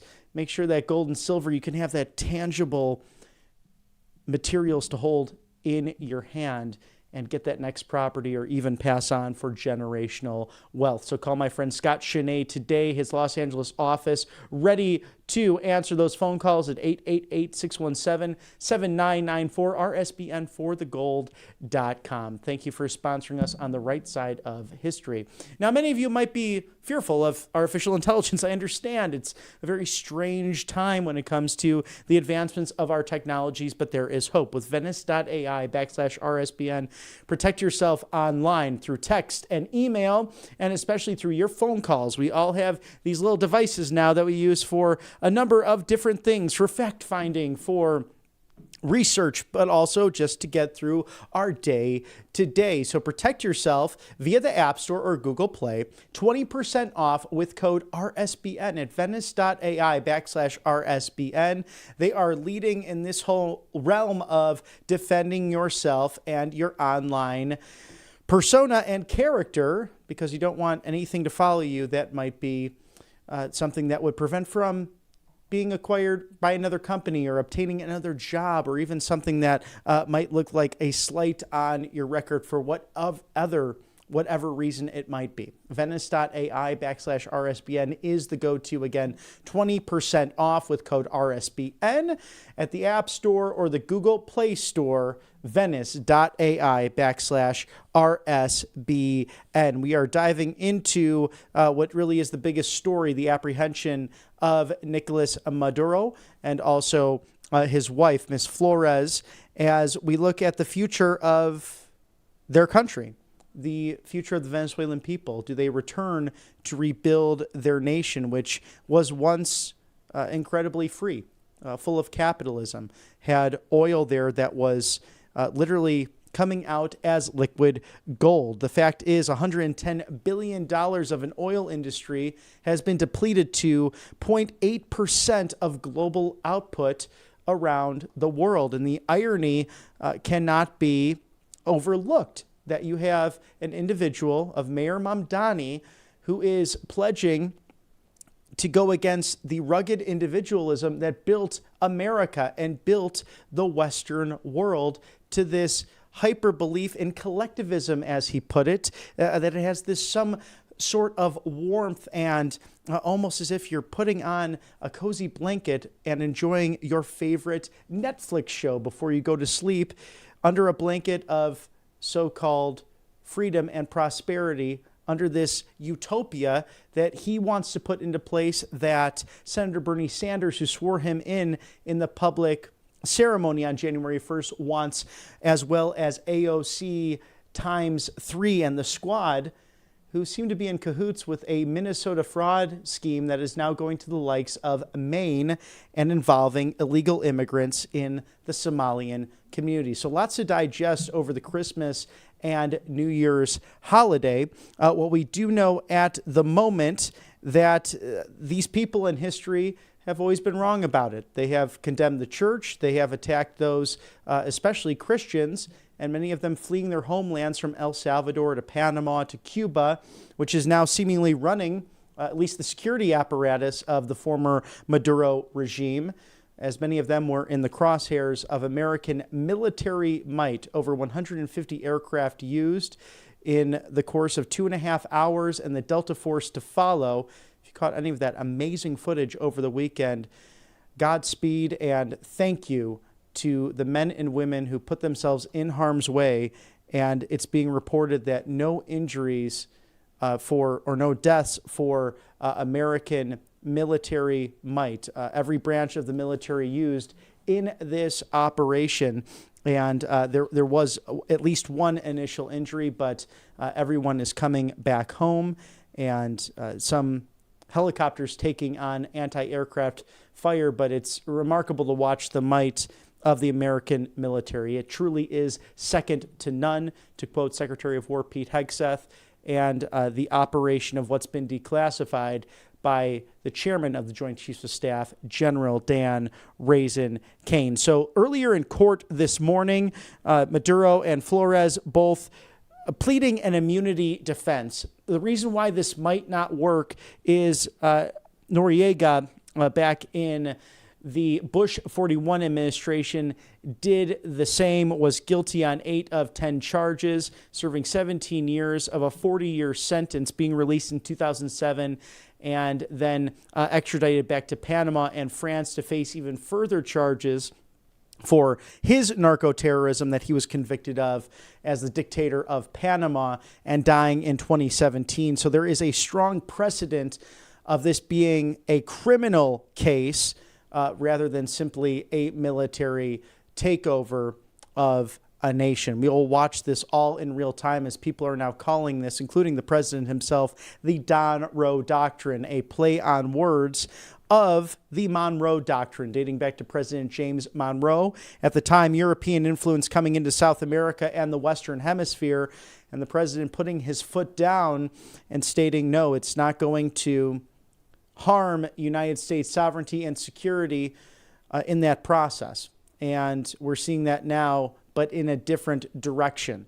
It's the Asian countries, Russia and China, not being able to put their footprint, their imprint in Venezuela, in Cuba, in other countries, including those terrorists around the world, to Iran, Hezbollah, Hamas, and those who have done harm to Christians in places like Nigeria with Boko Haram, all funded by the Iranian Republican Guard, the mullahs and the ayatollahs there. So this is something that is going in many directions that will affect the American economy, the global economy, oil reserves, to perhaps prices right here at home. And it's a story we'll stay on right here at Right Side Broadcasting Network as we cover really what President Trump has had a very busy time on Truth Social, from the topic of Venezuela to the snap fraud happening in Minnesota, uncovered by Nick Shirley, to what's happening in Maine, Greenland as well being on the table, with Governor Jeff Landry in the Big Easy of Louisiana being appointed to look further into acquiring that from the Kingdom of Denmark, including election integrity, something that might fully come from 2020 and the stories that were happening back then, full circle into now, with Venezuela being a central focal point. This definitely affects the BRICS nations, and as President Trump put it on Air Force One, coming back from Mar-a-Lago to the White House last night, India, he was not very happy with the leadership there, and some renegotiations taking place there as a result of all these actions. Let's look to cut number 2, Mr. Producer, as Venezuelans reacting to the news, and video from around the world, whether it be Chile, Florida to Spain, and many other countries. Seems to be glee and celebration in this new year.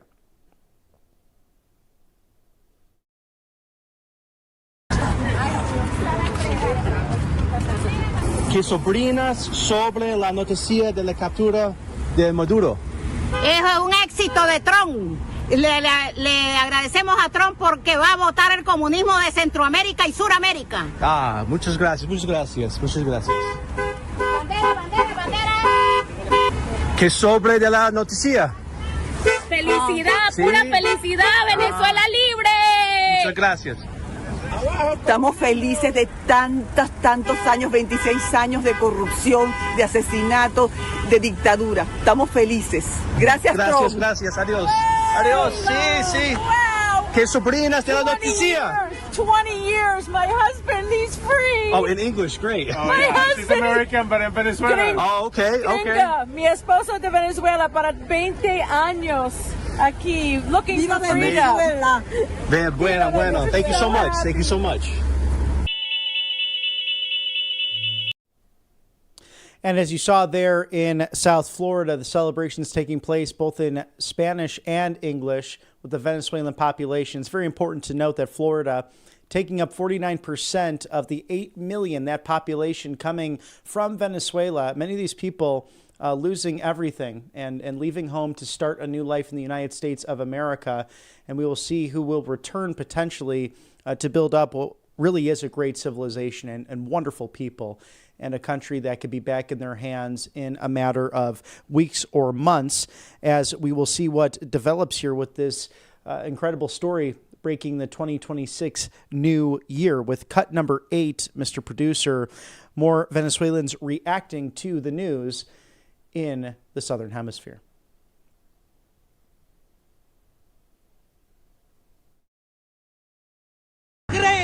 Dios puso a Trump ahí y lo puso para la libertad de Venezuela, de Cuba, de Nicaragua, de todos los presos oprimidos y los pueblos. Señores, gracias a Trump, gracias mi Dios que me concediste mi petición todas las noches de que hubiera una transición sin muertos. Señor, gracias Marco Rubio, te admiramos tu trabajo. Gracias J.D. Van, gracias a nuestras Fuerzas Armadas y a nuestros jóvenes militares que están seguros con Trump. Primero América y Venezuela libre. Gracias, mi Dios. And again, not just in the United States, celebrations happening all over the world, in the Western world specifically, with Panama and cut number 10, that taking place in that Central American country as well.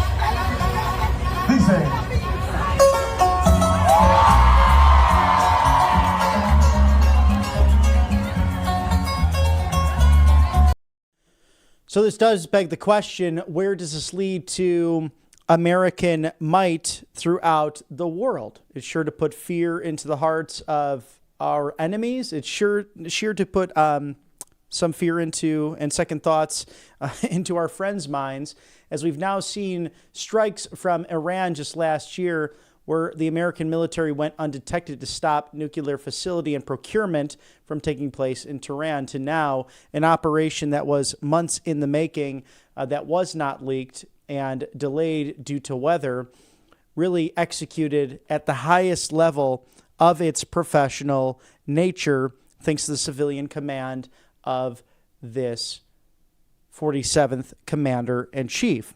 With cut number 12, that update on Greenland happening just yesterday aboard Air Force One during the White House press pool, in the moment where the president comes to the back of the plane to speak with reporters. And as you can see there, we need Greenland from a national security situation. It's so strategic right now. Greenland is covered with Russian and Chinese ships all over the place, that according to the President of the United States. So we see that right there via rapid response.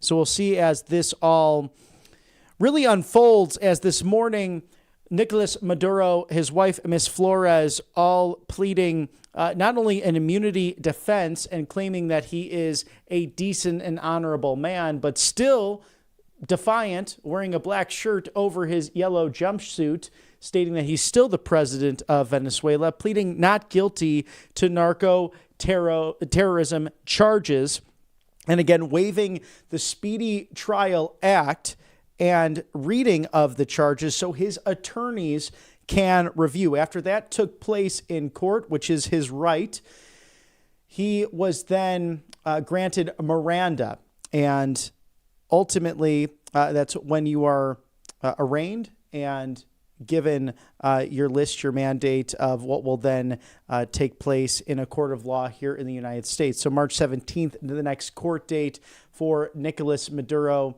in regards to this narco terrorism case. And we will see what takes place as the acting president sworn in, Delcy Rodriguez, someone who has a strong Marxist background, whose father was a Marxist revolutionary from the 60s. Someone who was handpicked directly by Maduro and his regime. So we'll watch that take place as Marina Corina Machado, the opposition leader. Will she take the reins in the near future, as the last election seemed to be corrupt and illegitimate, with Maduro winning roughly 30% of the vote, but regardless of that, remaining in power, and many Western nations not recognizing his illegitimate government, although you would hear otherwise seemingly from the American Democrat Party. Just some of those voices joining President Trump and this Department of Justice in that. The UK Prime Minister Keir Starmer, also the President of France, Emmanuel Macron, really praising the efforts of the American administration, the military, and the Department of Justice in this interagency action to remove who's an alleged narco-terrorist, but has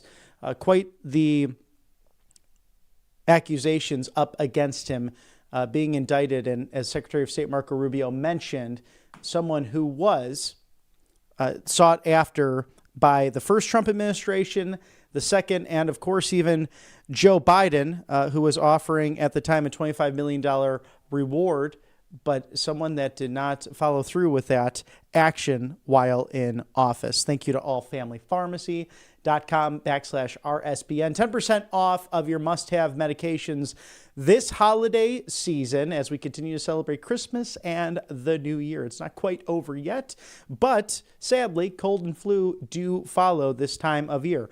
Tamiflu, antibiotics, ivermectin, NAD+, methylene blue, and much, much, much more. 300+ essential medications for you and your medicine cabinet. The nice thing about this, too, you can actually travel with these things, as All Family Pharmacy leads the way with off-label generic medications to make sure that you and your family are healthy during the most wonderful time of year. They're removing many of the barriers found in traditional pharmaceutical practices. Instead of waiting weeks for these medications or even appointments, you deal with complications, and in some cases, people are not so fortunate to make it from their illness.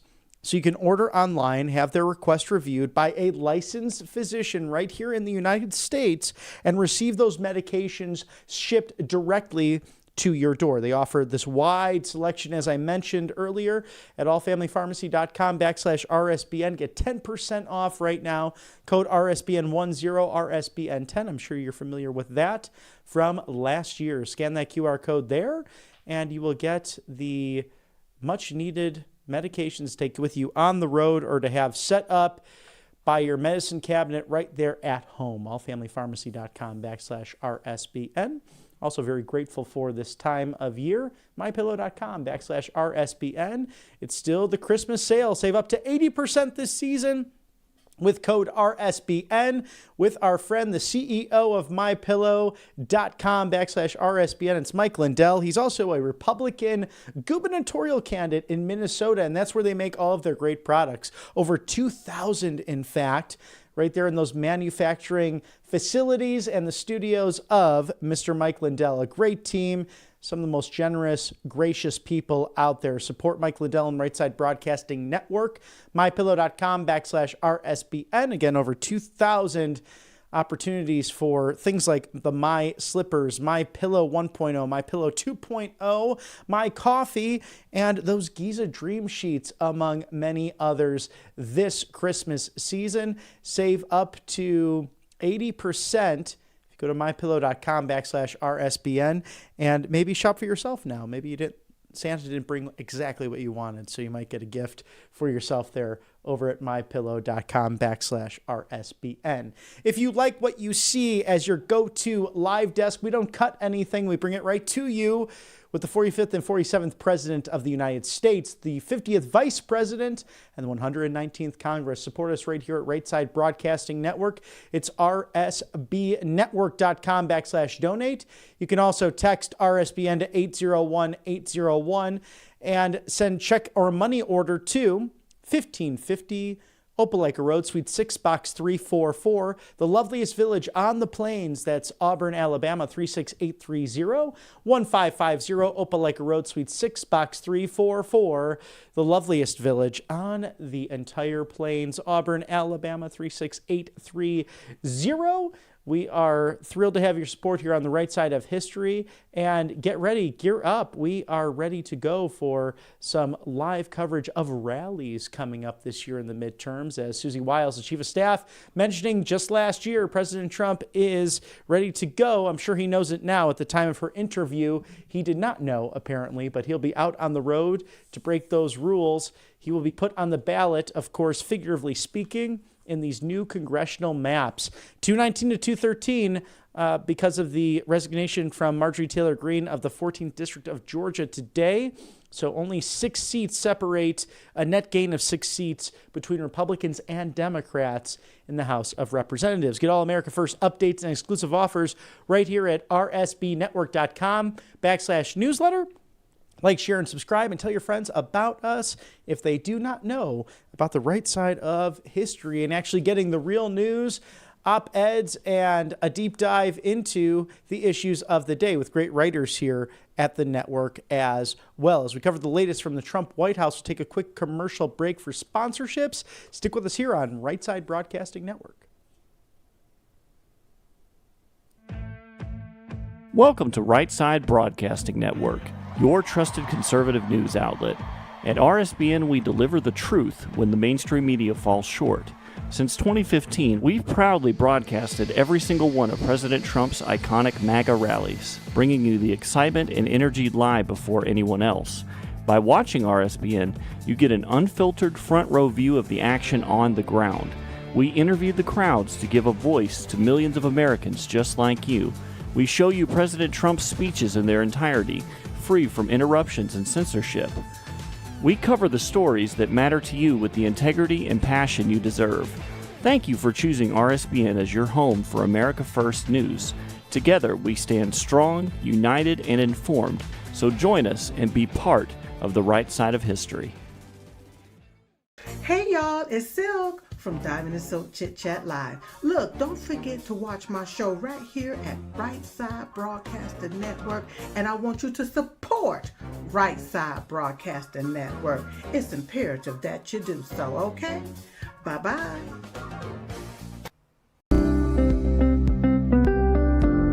allfamilypharmacy.com/RSBN. You can scan that QR code now, RSBN10. That is the code, easy to remember, for 10% off. This is ivermectin, hydrochloroquine, antibiotics that will save you and yours from bacterial and viral infections, NAD+, and much, much more. 200 essential medications and emergency medical kits, the meds you trust delivered to your door.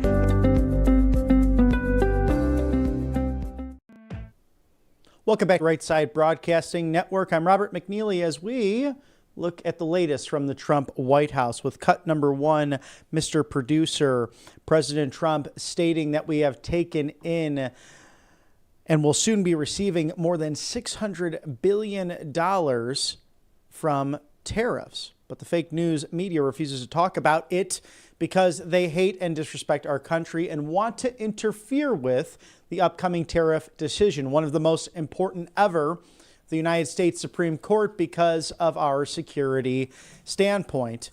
The tariffs and our country financially benefiting from this, far stronger and more respected than ever before God bless America, President Donald John Trump. So that will be an interesting case to watch, as there's many high-profile cases that will be taking place in the next few weeks here, perhaps the largest now with Maduro and Flores, as they have pled not guilty earlier today to narco-terrorism charges. But the other big story in the news over the holidays, Nick Shirley, a 23-year-old with a camera, an iPhone, and a microphone, really revealing what might be the most dastardly scandal in regards to child care that we've seen in modern American history. You think about the cost of child care and affordability and some of these talking points from the far left. Well, it may be due in large part to Somali migrants who are illegal citizens gaming the system with the potential help of a Democrat governor, a Democrat attorney general, who also is someone who is an Islamist that simply believes that Sharia should be the law of the land, something completely contradictory to the American Constitution and the ethos that it represents. Now, Nick Shirley is unafraid, as he was sharing on a recent podcast with Cut Number 4, that his detractors can continue to go after him because he has nothing to hide.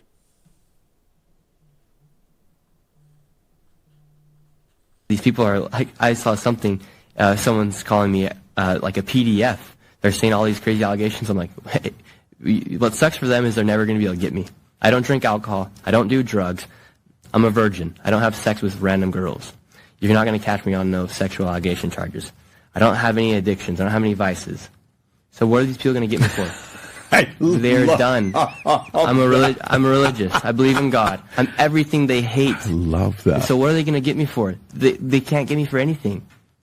Like, they're going to come after me for my personality or for a stunt I did in high school, maybe. That's maybe the best thing they could get me for, is for Nick Shirley being a young, reckless teenager, just like any other YouTube prankster. Go ahead. I don't care. Like, I have nothing to hide. Like, I literally have nothing to hide. So, like, I am going to become their worst enemy, and you're going to start seeing them using the slandering tactics, and it's just going to be comical for me because they can't get anything on me. And by the way, the way I've lived my life, and the way I do live my life is a matter-of-fact way. I have my morals. I have my principles. I surround myself with primarily just my family.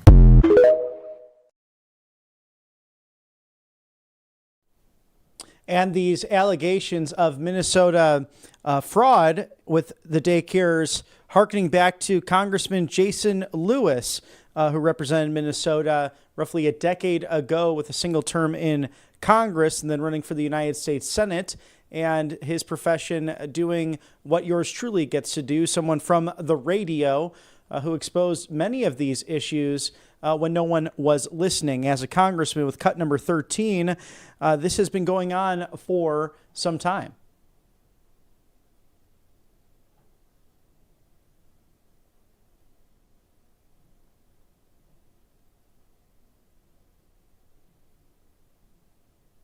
Situation in my home state of Minnesota, where we've got a number of daycare providers that are openly violating federal and state laws and regulations, taking money for personal use, using the money to set up a fraudulent child care client, and then providing a kickback has been reported. This is a major issue. There are allegations that, well, not just several, you've got 23 child care or daycare centers either closed or under investigation. The fraud may go as high as $100 million. Now think about that. In fiscal year 2018, Minnesota received $120 million in federal funding. The state contributed about $50 million in matching and maintenance funds, and we may have a fraud case of nearly $100 million in this state, with money then being transferred out of the country via MSP Airport. This is a big issue in my home state of Minnesota. Can you share with me what your agency is doing to investigate this? And I'm just wondering if we could not come up with some form of stricter enforcement to monitor the states that are receiving these funds to make certain that there's some sort of oversight here. Thank you for your testimony today. I yield back. Thank you very much, Mr. Lewis. All Family Pharmacy is changing the way people access medications, and during this cold and flu season, something smart to have in your medicine cabinet and to travel with on your holiday affairs. This breaks down the barriers of what traditional pharmacies are attempting to do by not even prescribing things like off-label medications, to most favored nation status, to the right to try. But allfamilypharmacy.com/RSBN wants you to have that access to Tamiflu, antibiotics, antivirals, and much, much more, including NAD+, methylene blue, amongst 300 plus essential medications and emergency medical kits for this holiday season as we continue into 2026. Scan the QR code now. It's RSBN 10. That's RSBN 10 for the must-have medications, as you can order online, have that request reviewed by a licensed United States medical physician, and receive medication shipped directly to your door. So it's convenient, it's fast, and it can literally be life-saving during a time of year that this model is especially helpful for people who value convenience and, again, affordability with your medications. These have been proven to have worked on countless different diseases and parasite cleanses, for example, with ivermectin, and also in the future as studies continue with these great products like methylene blue and NAD+. So get your stock and fill of it at allfamilypharmacy.com/RSBN. RSBN 10 is the go-to code, 10% off now at allfamilypharmacy.com/RSBN. When your health is in order, make sure the financial house is in order at Monetary Gold. Give a call today. Do not delay. Call my friend Scott Cheney over in Los Angeles, California. 888-617-7994. He and his team ready to pick up the phone and help you through this buying of new properties or creating generational wealth for your family. Or you might simply want to grab that complimentary presidential gold guide and look at options regarding your financial future. Ask how you can eliminate those annual IRA fees permanently for life.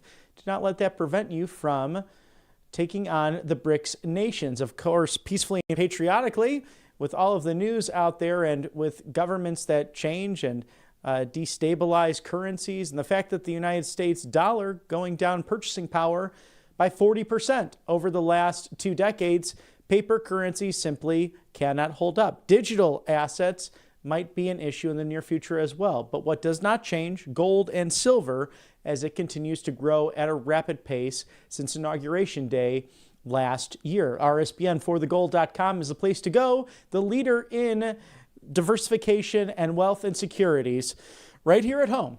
888-617-7994. Again, RSBN4thegold.com. Thank you to Monetary Gold for sponsoring us on the right side of history, and as well angelpaste.com. This great Spring, Texas, Christian-owned veteran hiring company knows a thing or two about non-GMO and getting the chemicals out of the lotions and the products. It is MAHA approved as you look to fulfill your resolutions in 2026. Get the miracle cream that I use on a daily basis. It's vitamin B infused, non-GMO, non-chemical.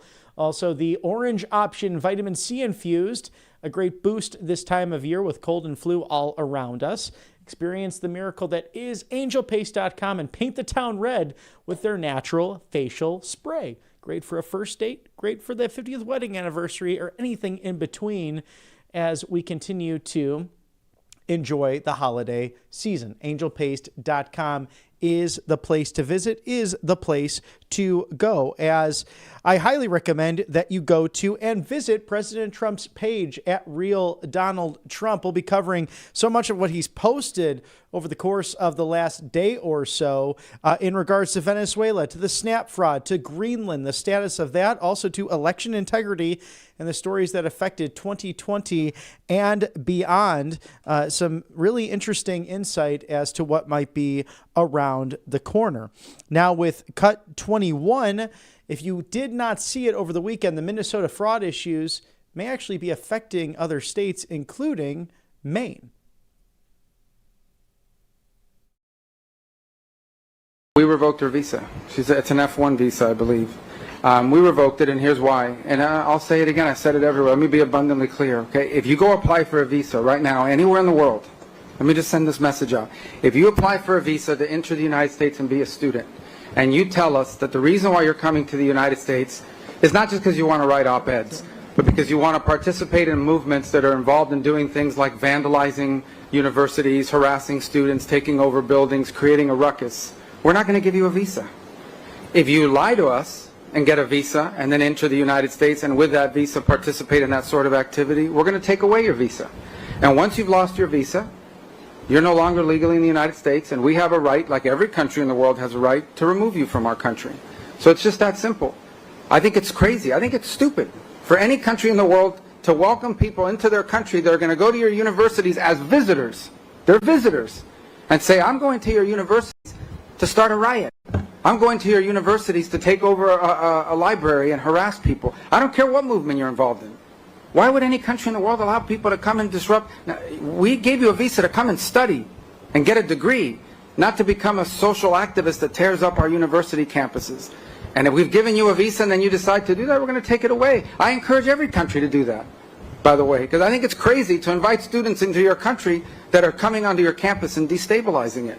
We're just not going to have it. So we'll revoke your visa, and once your visa is revoked, you're illegally in the country and you have to leave. Every country in the world has a right to decide who comes in as a visitor and who doesn't. If you invite me into your home because you say, I want to come to your house for dinner, and I go to your house and I start putting mud on your couch and spray painting your kitchen, I bet you're going to kick me out. Well, we're going to do the same thing if you come into the United States as a visitor and create a ruckus for us. We don't want it. We don't want it in our country. Go back and do it in your country. But you're not going to do it in our country. And that's Secretary of State Marco Rubio early in the administration just last year in the country of Guyana, opening up new relations and trade agreements with them the very early days of the administration when Maduro's regime was threatening to invade their direct neighbor to the east. So much freedom and prosperity and hope, not only for the Venezuelan people, but the great people of Guyana, just to the east of the Venezuelan nation. We'll be watching all of these very closely as we cover the latest from the Trump White House in this new year, Monday, January 5th, 2026. Thank you for joining us today. I'm Robert McNeely. We will close with Cut 17, Mr. Producer, because in Secretary of State Marco Rubio's words, this is more of a video element of perhaps what President Trump looks like, and it might put a smile on your face. But whether it's Venezuela to the snap fraud in Minnesota, Greenland to the countless other issues facing the United States of America right now, including what seems to be the end of the political ambition for Governor Tim Walz announcing today that he will not be seeking re-election in 2026. We will watch very closely these midterms as your go-to live desk and as your go-to rally network here on the Right Side of History. For all of my colleagues here at Right Side Broadcasting Network, we will cut to number 17 and then close you out. Have a wonderful day. May God bless you in the new year, and come back and see us tomorrow. Venga por mí. Aquí lo espero en Miraflores. No se tarde en llegar, cobarde. I just got three things to say. God bless our troops. God bless America. And gentlemen, start your engine.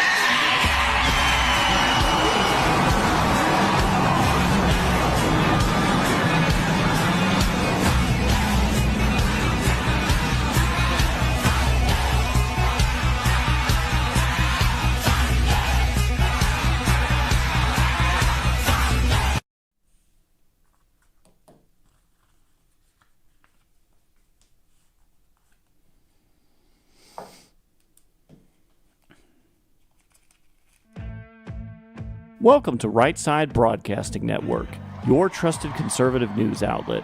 At RSBN, we deliver the truth when the mainstream media falls short. Since 2015, we've proudly broadcasted every single one of President Trump's iconic MAGA rallies, bringing you the excitement and energy live before anyone else. By watching RSBN, you get an unfiltered front row view of the action on the ground. We interview the crowds to give a voice to millions of Americans just like you. We show you President Trump's speeches in their entirety, free from interruptions and censorship. We cover the stories that matter to you with the integrity and passion you deserve. Thank you for choosing RSBN as your home for America First News. Together, we stand strong, united, and informed. So join us and be part of the right side of history. Hey y'all, it's Silk from Diamond and Silk Chit Chat Live. Look, don't forget to watch my show right here at Right Side Broadcasting Network, and I want you to support Right Side Broadcasting Network. It's imperative that you do so, okay? Bye-bye.